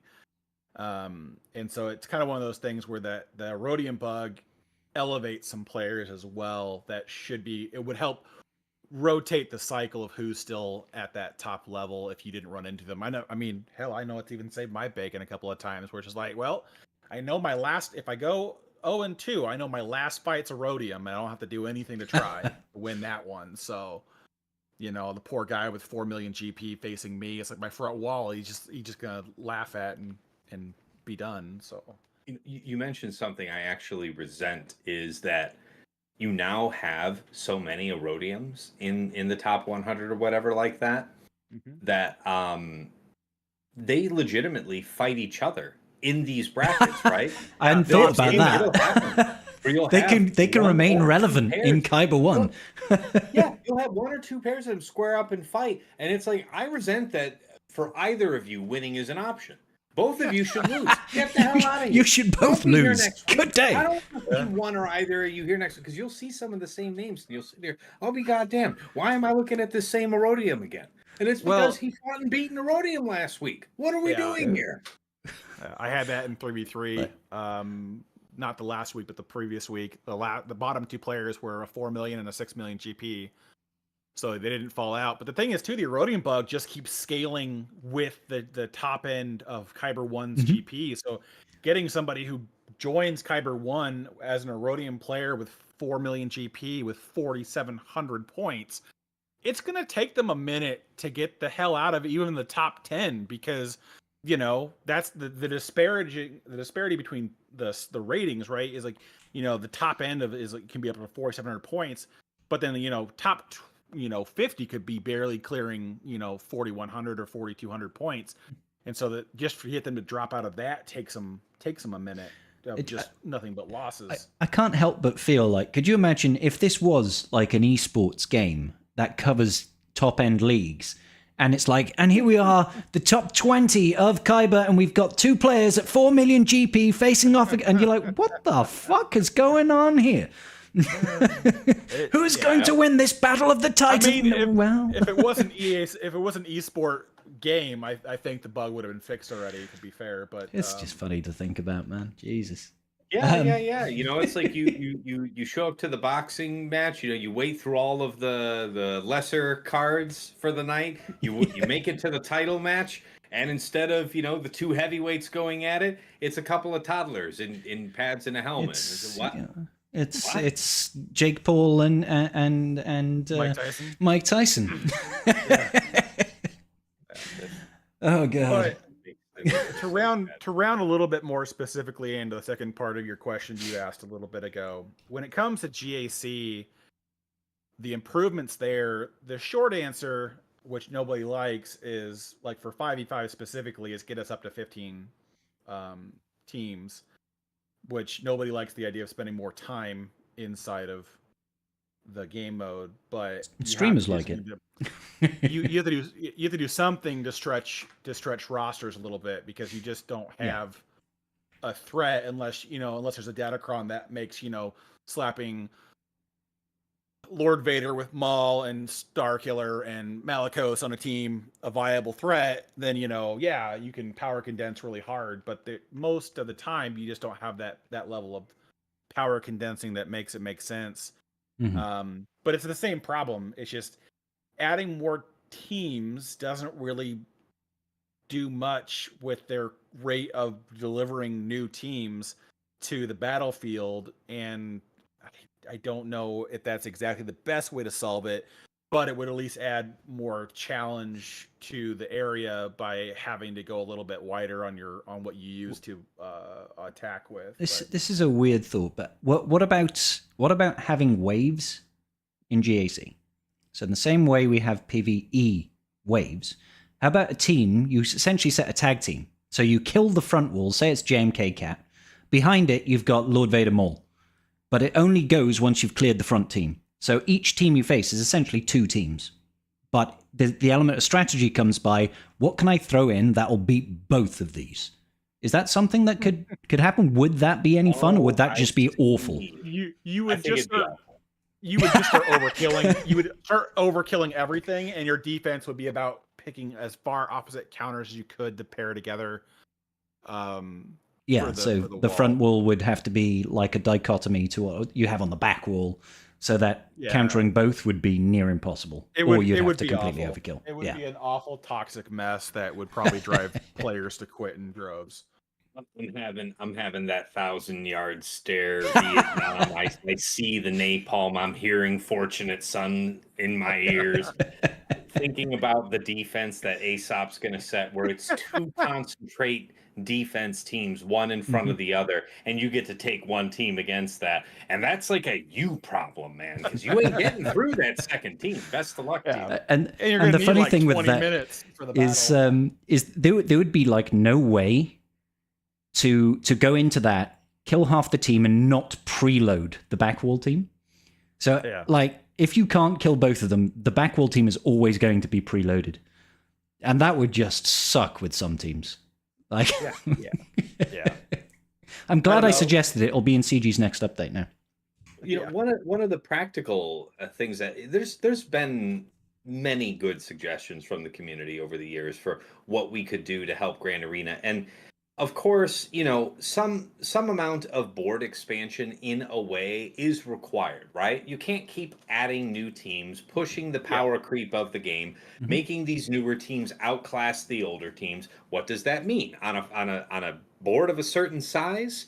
That means the weaker teams are just pushed out from either offensive or defensive application. So you can do stuff like a thought that I've liked before was something like a traveling zone. It would change maybe every round. It could change every week, but it could be something like you have an extra fleet zone. You could have an extra front wall on either side. You could have an extra middle zone that gets inserted that wouldn't otherwise normally be there. But adding more space to fill on the board for defense and creating more space for you to make a meaningful defense is at least part of the solution. Critics of the solution will say anything that's expanding the board is going to make 5 versus 5 more like 3 versus 3, where I already feel like I'm spending 2+ hours just clearing the stuff in 3 versus 3. Why do I want that in 5 versus 5 too? And it's like, I hear you. The game takes more time than it ever did to be very good at it.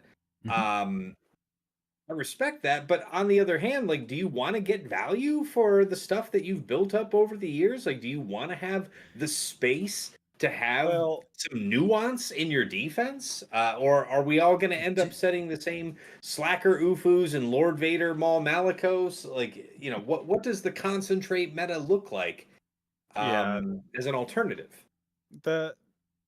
That is one idea I've liked for a long time, is adding variety to the board. Either give us like a template to choose from that we can mix it up with, that we can go, okay, hey, I want to do a fleet zone in the north instead of in the back, and then I want to do, you know, let's make it 5 zones total, and we spread out the teams over that. Just options to give us flexibility on strategy than just stuck with what's there. That would breathe some fresh life into this. The additional teams part of it, and this is the thing I've said for like 3 years now, just take the top end of Kyber 1 and just say screw it and create a new division. Because I hear where players that are, I mean, you're looking at when you get past like the low end of Kyber 2 and you're dealing with mostly top end players, you know, those people would be the ones that could easily take the hit of the board expansion. There's a certain level of Kyber where, yes, definitely that would be a challenge for them to add 4 more teams for offense and maybe another fleet team. I could see them struggling. Sub 10 million players are going to struggle with that. But, you know, if they want to refine this a little bit, give us a new division, or I mean, hell, you could different type of GAC, you know, call it ranked GAC for all I care, like they do in most competitive GAC. Yeah, where it's like you join and then you get access to all these features. So the people who just want to half-ass it and attack once, if they just want their rewards, they can stay in regular GAC. And then we can add a different game mode like you do with Conquest. You just sign up for the one you want to play. And then you actually have more challenge, more time commitment, but there's a lot more depth to what's going on there. That would be far more interesting to me, and I would probably get back into playing competitively if that was a thing. But like right now, I don't really until something changes. My desire to play competitively is pretty low. Do we feel that perhaps the balance choices that we've had in recent years with CG has made this a worse problem than it needs to be? The number of teams paired with datacrons, for example, that are able to punch up and beat things like Galactic Legends, do you feel like that has made the GAC board a more difficult scenario to deal with? Because, like we say in Kyber 1, you've got too many teams to attack with. But is that because there are too many viable teams to attack with?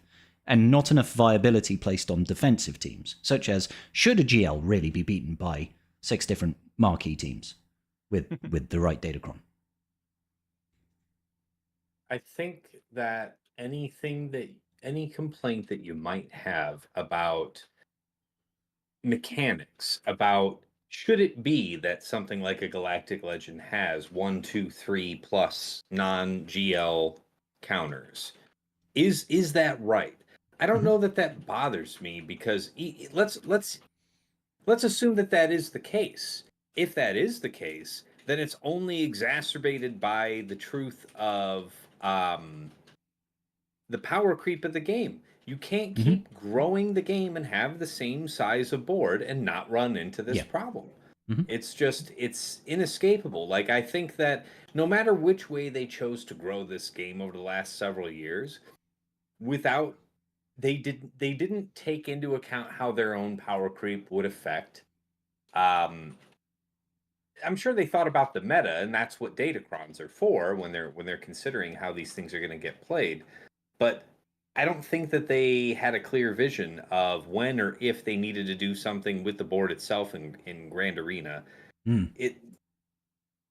What I want them to do is the board needs to grow a little bit, and it sucks, but I mean, it's inescapable. I'd love to hear somebody's solution that allows you to make use of, you don't need to, let's say that, your Grand Arena was always your top 80 of your roster, and now as power creep has happened, the newer teams displace the old. Okay, fine, but all these things that you've built up and collected and perfected over the years, you really just don't want there to be space for 20-30% of those teams to really get any play. I don't think anybody wants that. Players doesn't want that. Players don't want it. CG doesn't want it. Whatever the solution to Grand Arena is, it needs to be about offering fun choices. Like somebody in the chat was just talking about offering factional bonuses like they did in TW forever ago. That would be fun. I really like the idea of bonuses, incentives for you to go with it. I don't want them to take it in the direction of bans, right? It's like, oh, this week you can't use any Galactic Republic. No, don't tell me what I can't use. I built this up. I want to use it. That was a bad time. Don't tell me what I can't do. Tell me what you'll give me if I will do. Give me incentive. Don't close doors on it. Do you feel like that might get skewed a little bit by those bonuses being for brand new marquees? I think that you would be crazy to expect that if let's say that they bonus out like that, 2 or 3 factions, and it changes on a weekly or a monthly basis, you would be a fool to expect anything other than at least one of those factions being something tied to a recent marquee, right? I think something that is giving you incentive, if you are a whale or a kraken that went on it, okay, fine, that sweetens the pot, but it's not like all of the factions that are bonused this week or this month are marquee, right? So I feel like there's room for everybody to win in that space. But if you were a whale and you kraken and they give you have that faction. What if it was if your opponent's scouting you, they're going to smell it coming, and they should account for it properly. Yeah. What if it was something that was almost a random roll? When you get matched up, say it's round 1, there's a random roll at the start that says, this time there's going to be bonuses for, and it goes, I don't know, fucking resistance or something like that. 100%. I'm just going to cut you off at the pass here and say that idea can get bent. Well, the last thing this game needs is more RNG. I'm just going to throw that out there. Okay. I would rather have a system in place where you can imbue each zone with a bonus, and you can attack each zone with a bonus. So you get to choose which zone gets which bonus, and then you can choose one or maybe you have a stable of bonuses almost that you can choose to expend. Something. I mean, it's essentially just a glorified way of putting datacrons in play, but having a zone effect where you can choose the faction or whatever. Somebody in chat did say that, and it's like I don't think that's an unfair point, but at some point you have to realize that like progression systems for this to grow, it's a hat on a hat. It's lipstick on a pig. It's Yes, it would amount to definite. This is definitely not datacrons. Yeah. But you could call almost anything that they're going to do with progression this is like a trumped up version of that. It's like, okay, yeah. Well, yeah. There's only two ways to change GAC. Either you put more teams, or you put another iteration of datacrons on top of the game mode to add some sort of meta-defining capabilities to it. Outside of that, I don't know how you change things without just, starting over, because otherwise just leave it as is, because there's no let datacrons keep defining what we use and call it a day. But yeah, like you said, all you can do is keep stacking a different iteration of datacron on top of what you've got there as a way to keep it interesting. Yeah, I mean, it does sound overly convoluted at that point. Okay, cool. I'm going to check to see if... raid. So about the raid... Well, I was going to check if we've had Tribe Talks questions. I haven't. A couple. We've had a couple, have we? We have had... Yeah, we've had two, couple. so literally a couple. So instead, let's talk very briefly about raids and what's happening there, because we have precious few. Yeah, we've got an upcoming era, right? That's presumably... Well, the only thing we know for certain is that this next era is going to culminate in a Jedi Vanguard, presumably legendary character. Yeah. That's about all the information we have. Are you of the opinion that all of these characters will be Jedi Vanguard in this next era? Karth's a hard no.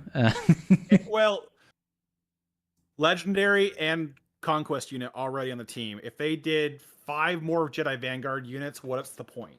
Yep. And the only reason for that is that they wanted to make 2 Jedi Vanguard raid teams, which again, why? Like they don't know if they'd want to go down that road. I think it'd be a better opportunity during this particular era, which seems to be relatively close to Revenge of the Sith, that they bolster some additional factions during this time, other than just pumping out Jedi Vanguard, because the last thing we need to do is rinse and repeat the Inquisitor problem, which is, hey, we made you get 5 Inquisitors to unlock GI. You immediately throw one of them out the window because GI is the leadership. And then, 6 months later, we gave you Reva. Reva throws somebody else out the table. So now you've got 2 useless Inquisitors on the team that just kind of sit there and collect dust. Mostly, Second Sister and Ninth Sister. Ninth Sister has plug and play a little bit with Lord Vader if the datacrons support it, but beside the point. So I don't see them going down that road. Jedi Vanguard is already a massive faction that they added into the game. They've got 10 characters already. They did add 10 characters or so. Yeah, I haven't counted, but I think it's something like that. Let me have a look. So I don't see a massive reason to go down that rabbit hole of pumping out a brand new team for this. It seems quite easy for them to generate a couple marquees and maybe. But did they not say? Have they not already confirmed how many new characters will be released for the faction? I thought it was something. I don't think they said. No. All I know is that they, in the Jocasta new post, they said that she would be supporting a new Jedi Vanguard legendary. Well, I don't think they even said Jedi Vanguard. They just said she will be the lifter unit for a new legendary unit. So I'm assuming we're assuming it's going to be Jedi Vanguard because that makes sense, right? I'd have to go back and read the post, but yeah. It should be. I'm thinking there's going to be like 3 new characters, though. Like, to your point that they've added a whole bunch of Jedi Vanguard tags onto existing characters. Just, I think from a reading of her kit, nobody else had any kit tweaks. I think you would have very strong reason to think about how some of these older characters are meant to tie in with Jocasta if there were any actual kit tweaks along with some of those characters, aside from just the tag being applied.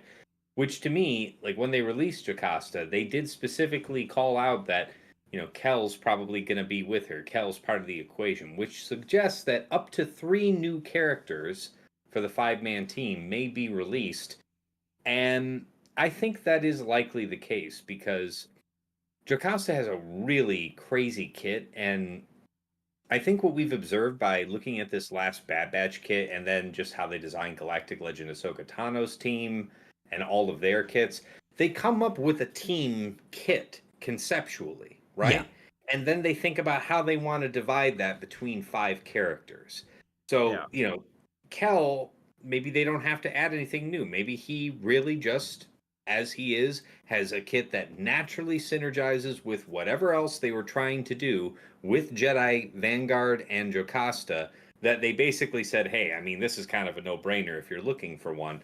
But then they do have a vision for as yet unreleased characters that I think are gonna really bring it in. Like because this is a very frequent question I get on my streams too, is what do I think about Jocasta New? I think she's like 3 novels worth of text, but it doesn't lead to any conclusion. You don't know what you're gonna do with this. You have no meaningful way of understanding where this character fits in the meta.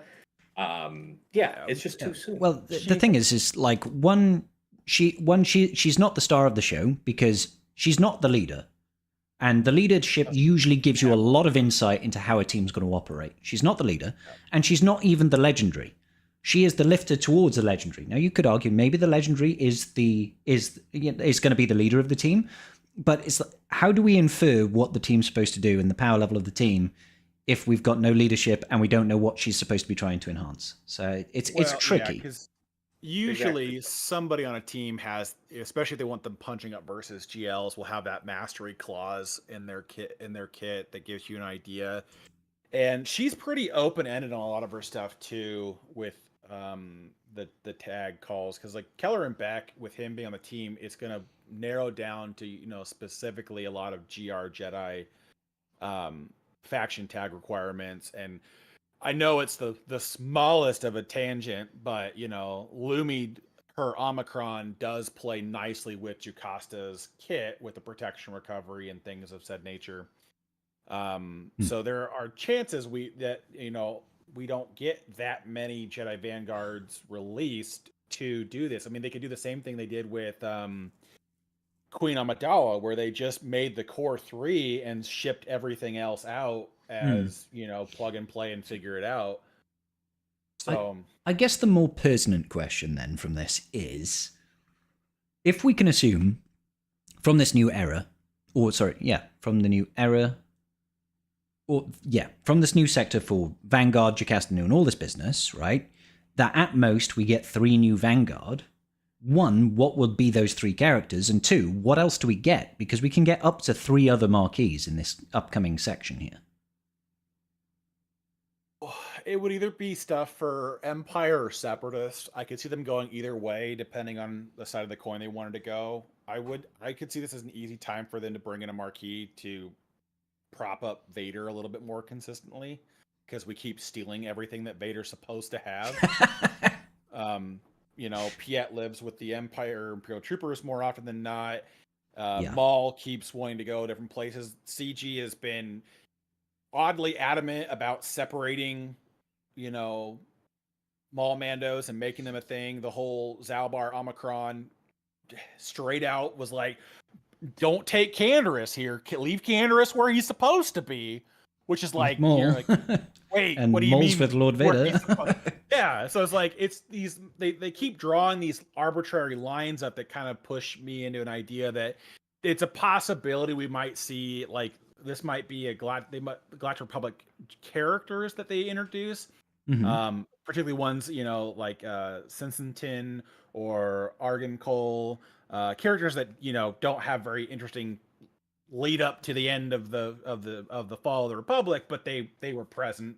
We know that the C event had issues when they put the Jedi Vanguard patch in.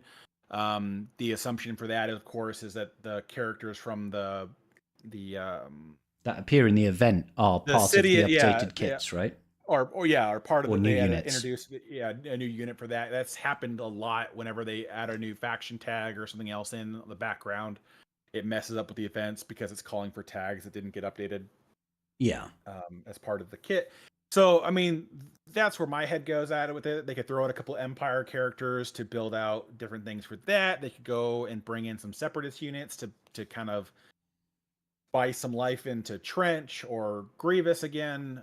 There are options of where they could go. I think they've got a lot of play, though. They've got 3 big factions that they could kind of plug and push new characters into if they really wanted to, between the GR faction as a whole, which would encompass most Jedi Vanguard characters, Separatist or Empire, depending on where they want to divert resources to. Because I mean, it wouldn't be the first time we've got a one-off character that bolsters something.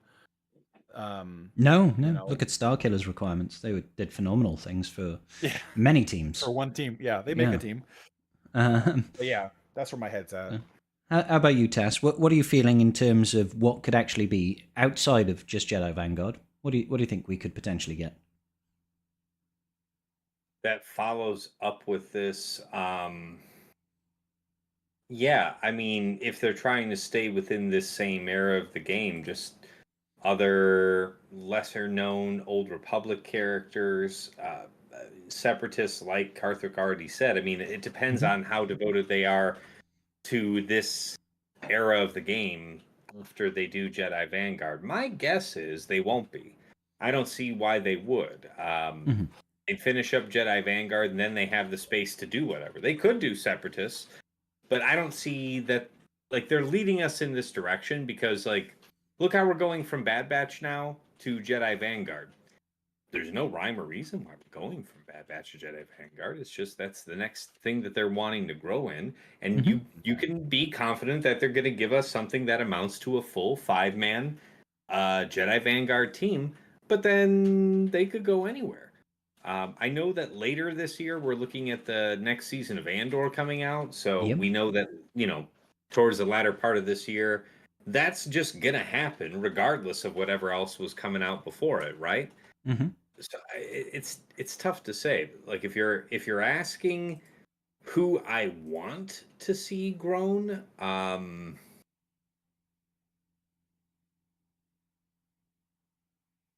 droids. Okay. I want droids. Maybe a couple new bounty hunters too. Where is my Forlom? Where is my Zuckuss? Yeah. Where's something that's gonna where's that mercenary Asajj? Yeah, it's not that I need every team to be able to fight GLs or something, but I don't know. Maybe there's definitely room within existing factions to bring in fan favorites that they've certainly not done. So, yeah, I mean, the universe of Star Wars is pretty massive. They've got a lot of pool of characters that they could choose to develop and bring into the game. So yeah, well, you can say with a high degree of certainty though that a lot of what's going to lead through the next era is more than likely going to be supporting the next raid, because this era ends shortly before or during the same month that the time that they said they expect to expect the raid before. So I can't imagine them pumping this out and not utilizing it for the raid, but that would be my only spot in my head would be that this entire next section is the lead up into the next raid team. I would assume so. Yeah. You realize what? You know what this could be? Like, somebody in the chat saying they probably won't do it with Jedi Vanguard because of how many Jedi in the faction we've already leveled up. But I'm thinking, yeah, that might be a point, but how could they make a raid that would adequately use all that? Oh shit, they could make an Order 66 raid. Like, and you get shot by clones. Have different pages of it, just like how you complete one stage and then it loads the next one here on Naboo. The next wave of bots, or when they rotate you up between the sky and the ground. You're talking about the Wookiee, Grandmaster Yoda fighting alongside the Wookiees on Kashyyyk. That's one scene. You've got Ayla and Cam trying to fight off troopers on the ground. You know what would be really cool? Getting shot down in his ship. All of it, like Jedi Anakin taking the temple. All of it. That would be a dope raid. That would use Galactic Republic, Jedi Vanguard, Sith. So much. What would be kind of cool is if the Enrage meter was the build-up to Order 66. So when Enrage hits, it does the animation of execute Order 66. And then your clone allies kill you. Or they start firing against you. So you might be out there and battling the Separatists, and then they all turn on you. Yeah. Everyone's I got it. I see the animation in my mind. You're using whatever against like an enemy Empire team. You're playing like Ayla or Cam leading clones behind you. The enrage hits. All of them have that hologram animation, like when Piet's doing his middle on the Lord Vader, whatever. The hologram opens up and it's Palpatine, Order 66. All of them do it in unison, though. All of them pull out the hologram at once behind you. Then they pocket it and they target, your guy behind you. Exactly. Right? Exactly. That would be sick. That would be sick. I mean, I say that. It'd probably be sick for like the first dozen times you do it. After that, you'd be like, all right, yeah, come on. I love it endlessly. To be honest, like everyone is like, oh, we've already had to invest so much into these characters, they wouldn't possibly reuse them. I'm like, this was going to be an inevitable part of how CG switched their rating with Crate Dragon. Eventually, you will get to the point where your faction overlap is going to be a problem. It's like, you can't sit there and go, oh my God, we're looking to use 10% of the characters after raid number 5. What happens next? It's like, you're going to eventually get to the point where you're going to have to mix and match the same faction again. And again, CG could just do the thing we all complained about when Naboo came out, was that R9 was going to be a requirement to max the raid box. And, they could just do that. Hey, we realize that you've had to invest in multiple, half these raid characters already. So now we're just going to delete the bottom tier, or we're going to add a new raid box on the top end that goes, hey, do you want the top rewards? You're going to need like 3 teams minimum R9 to get top rewards for your guild. That R5 Lumi team you've got, you're going to need some R8, R9 squads here instead. Have fun with that. Done. Well, maybe you guys are done. I ain't taking up past R5. Fuck that. I'll take my 11.1 and be happy. So I'm conscious of time, guys. We've got 2 Tribe Talks questions. Let's see if we can blast through these, and then everybody can go have a nap. So we've got Smasher Bob says, we've got squads and we've got fleets. What are your thoughts on adding assault vehicles into a new game mode? Not something like the speeder bike raid. It's been teased since 2016 that they were looking at that, and then never followed through with it. Honest to God, it would just be more of the same. It's fresh, it's interesting to a degree, but I feel like the content dump that would come with would just tax everybody through the floor and back. There would be too many new things to make it viable. I mean, like literally to make it viable in a game mode where it's not like one vehicle versus one vehicle. And how do you even compare these things? This is where like vehicle scale gets off really quickly, because it's like, am I allowed to take 3 speeder bikes versus an ATST? Am I allowed to take a snow speeder versus the AT-AT? Like where is the battle mechanics that make it make sense in the concept of this game? And then if not that, you're looking at like the 5v5 approach, where it's like, oh, okay, we're gonna do 5 vehicles versus 5 vehicles. Then to implement the system, you're just going to dump content on us, and it's going to drown out players so fast. The Krakens get ahead, they get an immediate win on everything. Everyone else gets drowned out in content they can't keep up on. I don't think at this point, with how late it is in the development for this game, that it's worth going down that road. If they did like a Swugga 2.0 and launched it with that, different can of worms. But as where this game sits right now, it's not something that I think would exist in this platform. But you see, so that, and I agree with what you're saying there, but that tells me that it really is most about the player base's perception rather than what this new feature would actually be. Like your willingness to accept it would be entirely different in a new game than as an add-on into the existing game. And I think you're absolutely right about that. But at the same time, I do think that it could work. Like, I know enough people wouldn't like it, but if they introduced it, and this would be a first for them if they did it this way, if they introduced it where there was a pretty reasonably low limit to how much you could whale into success in this new mode, then it would allow the player base to, assimilate it, take it on, without it costing too much. Maybe as an exhibition period, because they've done, exhibition GAC before we had Grand Arena Championship. They can do an exhibition version of the mode, maybe add it as a bonus zone like we were talking about in Grand Arena and test out the vehicle mechanics zone, of yeah. the play there on a smaller scale where, hey, you know, if you do well on it, that could contribute to your win or loss in Grand Arena, but it isn't wholly decisive in itself, and you're probably not much worse for wear than your opponent fighting them in this special exhibition zone, whether or not they're a whale. That would let you get some testing under your foot if you're CG. And then, yeah, I mean, it could be released as its own mode. It could be released as an addendum to an existing mode, but vehicle play would be fun. Both as a PvP, PvE, of course, but I don't know, man. There's something in me that says that there could I don't the implementation would be difficult in the mobile game, but I think that there's a way to do like a PvP. I don't know, Battle of Hoth, PvP, Battle of Yavin. That'd be My cool. brain Yeah. keeps like searching for like Battlefront 2 implementation stuff where it's just like how do you get the foot soldiers to interact with the vehicles. But yeah, no, yeah, I would agree. It would be something fun to see in the game. I would love to see something vehicle related. It's just implementation, and at this junction, Sure. Yeah. just kind of balls me It'll up. I'm like, definitely be it's a fair something point. that you know, overarching that big, because you Yeah. couldn't just hit the ground running and be like, okay, here's 30 vehicles that we're going to drop now.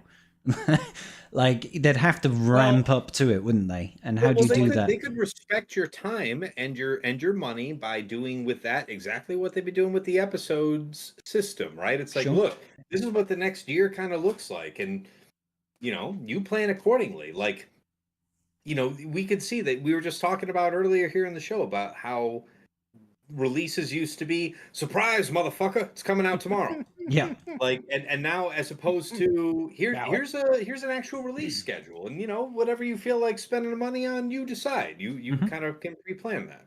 My brain kind of goes to, which this again just reiterates to datacrons with extra steps. Is if you guys remember like the AAT not- raid. yeah, where your troops fire or fight in front of it, but the tank still takes turns. If you had a way to have a faction vehicle support your squad as like So it could be in the background, almost like the Ewok event, right? There's the ATST in the background, and there are troopers in front, and it's got its own turn meter bar that's essentially filling up gradually, and it does like a background attack. It does its own thing. That would be fun for me. I would also like vehicle versus vehicle combat. My brain is like trying to map out how it would work the most. I mean, I don't mind vehicle versus vehicle. It's just another thing to collect, which is that being its own set can of worms. But that could be kind of fun for just support mechanics as well too, using vehicles as a team or zone boost to like having the ATTE support a zone and then give bonuses to specific things, or you know, whatever you want to do with that. That could be interesting. I would like something like that where you still get to collect the vehicles, you still got to improve them, you still have pilots, but they have more of a support role. Because I don't know how you would balance vehicle combat meaningfully. Yeah, that's fair. So interesting options available. I'm always all for new stuff coming to the game. Anything that keeps things fresh. But implementation would be tricky and would have to be considered. So yeah, I hope they've learned they're paying attention to other trends in the industry. Like Overwatch 2 greatly suffered by creating Overwatch 2 because it was billed as a, well, hey, you know, we want to add this whole PvE progression system and these talents you can unlock, not to mention a whole bunch of other stuff we're going to do, and that's what justifies us charging you for a whole new game. Whereas in reality, they released Overwatch 2, scrapped all those PvE plans, implemented a battle pass system that they didn't otherwise have the infrastructure to do, I guess, in Overwatch 1, and then just kept the game pretty much the same. I say that here because I don't need. I'm sure for technical reasons it would make sense eventually to make a Swugga 2.0, but I don't think that it's necessary. Like from like you have one of the world's best IPs behind this game. This is a money printer for as long as they care to put a reasonable amount of effort to it. Mhm. And this could go on forever. So them adding new features, they can take their time thinking about their implementation. And if the systems required mean that some of those things have to get tabled for Swugga 2.0, then communicate with us. Tell us what that, keep expanding on whatever they're already doing with deciding to give us a longer term sense of their vision. And I think there would be buy-in, because they could this could go off forever, this game. Yeah. It's fair. It's fair. All right, let's get to the last question then. Essex asks, what are your thoughts around skins for character that offer additional stats, not just cosmetics? Or maybe it adds a different ability or replaces an element of the kit, something along those lines. So Hate it. there we go. not full kit changes, maybe change certain elements. They talked about it once with the relic abilities, and then that got dropped forever ago. And the way I perceive it is that I would much rather have literally like we have in this game, we've got Qui-Gon Jinn and Master Qui-Gon from the same episode, from like literally not that far apart in time. Yeah, couple of hours apart in time. Yeah. I would rather have them do things like that, whether I appreciate aesthetics of that or not, or beside the point, because of how this game works. I don't want to ever be down the point of like, I bought a cosmetic, it gives my character plus 25 speed and makes him look a little younger or a little older, or changes out his poncho from grayish brown to black. Like, it's something that I really don't want to get into. I would rather just have a different character and have them design that around that. Sure. It's been my fear that CG at one point, it's like Relic 10 adds flat speed to a character and then just yeah, Relic 10 adds everything. 25 speed, just base. Yeah. that would just create a new tier. Like, everybody thought the world was coming down when you had the Gear 13 finisher piece giving a chunk of speed and whatnot, and it wasn't. I think that if they wanted to add cosmetic skins to the game, here's the thing. Like, if they wanted to add purely cosmetic skins, which is not what the person asked. No. But if they did, I would be game for that in general, as I am for other games, because why not? It doesn't matter. It's fun. But here's the thing. I don't think that makes sense for a game like Swugga, because each skin potentially represents a new version of a character that you can release. Mm-hmm. Each skin of how we have three Qui-Gons, 2 Qui-Gons. How many Lukes do we have? And not enough. I want them to exactly. I want them to have the space to take different presentations of a character and be like, okay, I can make a reasonable kit out of that. Because say what you will about the merits of making how many different versions of the same character, CG has been making bangers the last 2 years of kits. Like Darkside Ray, for example, just a complete throwaway, just a couple seconds of screen time, just an amazing kit, just a manifestation of Darkside power that really is kind of like a Darkside 180 take on Galactic Legend Ray. Like, they know what they're doing, and I want them to feel like they have the space to keep doing that. So that's the threat of skins. I am, in concept, not against skins in general. I do agree with what you guys are saying. Like, it's the opportunity to make a new character. However, if they're going to do one skin in the game, all I want is that fucking bone for Jedi Knight Luke Skywalker. Just replace the lightsaber with the bone. I want that. It doesn't have to do anything. I just want to see Luke with a fucking bone. I respect that. Yeah. Well, I'm still waiting for Endor Luke kit to drop, to be honest with you. I kind of want like the whole Jedi Cal vibe with the blaster and the lightsaber. Where is jumpsuit Luke in his Red 5 getup? Why do we not have pilot Luke?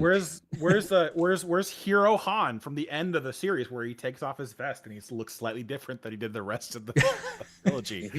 We've got every other outfit of him existing. That's no different than Master Qui-Gon Jinn just putting on a poncho, really. I mean, it's the opposite, in fact, taking off clothes. to be honest, where I would like CG to go is to divorce from sticking with the content releases on the big screen and on the streaming services and just go off into the weeds, because they have so much to pull from that, people of our generation have more attachment to, that I think would be, you could have a lot of bangers come out of that, versus being kind of slown into what is releasing with on the streaming services or on the big screen. But that's where my head's at. I would just love to see that direction. Go pull some bullshit XR Coon and make it a banger kit, Let's get some Ulick Quadroma. Let's get some, just different notable characters. Satil Shan, make her as awesome as Malgus. Give me some more that they can pull that off, man. Like, would you ever thought that Darth Bane's kit would be just like the triumph that it is? Like, right? Really just powerful kit, but just thematic, just perfection. They just keep doing it. Team after team is like, you guys are really capturing. To be honest, feel like this is in the movie here. We're doing it. Yeah, since Starkiller's release, I have felt that the majority of characters have had very, very accurate to their respective lore kind of releases. There hasn't been anybody who's been absolutely just, you're not the character we represented or that was represented at the time. I know people feel differently about the cosmetic of Bane versus what we have, but the power and everything else behind it is really good. And I'm like, that's where my head's at. I'm like, I think they're more than capable of staying true to the characters we've experienced at the time. I just get a little dried out on trying to keep up with the Joneses, where it's like the newer content isn't as relatable to me. It's not as interesting to me. I would love to be somewhere where I grew up playing the old Republic games or the Rebel Commando or the Jedi Academy games or Jedi Outcast. I love just those things games so much. Where it's just like there are so many notable characters from that you could pull in and really just have a good time with. And the fun part with all of that too is that those are already subclassed iterations of Darkside Force users, right? Like the whole Jedi Academy game is the Disciples of Ragnos or whatever whatever they're called. And so you have all these subclasses that you can easily just kind of roll out and have fun with and really make some interesting things, because you don't have to worry as much about bleeding into what exists presently. So I would love to see stuff like that, versus keeping up with, as much as I'm excited for GL Thrawn, like I'm pretty sure we all know that one's coming in the next 6 months. So feels like. All right, okay. I guess seems that we have kind of overrun a little bit here, we will wrap it up. But before we do, once again, thank you, Tasnex. Tass, do you want to pimp yourself ever so slightly to all these wonderful folk? Where can they find you? What are you doing? Fantastic. Well, thank you again for having me. Of course, I stream live on twitch.tv/Tasnex, and I have in recent weeks started simulcasting on YouTube when I am on Twitch. So that's Tasnex Gaming is the YouTube channel. That's where to find me. Amazing. Thank you again, Tess. It's been great having you on. I guess this will be up on Spotify and all that sort of business in the next day or two, if I remember, and I'm not completely disorganized, which is not like me at all. I'm really organized. Right. Okay, sweet. I'm going to see lies we tell ourselves to make ourselves sleep at night. Yep. Amazing. Thank you all so very much. We'll probably be live next weekend. Karth, I don't know if you're around.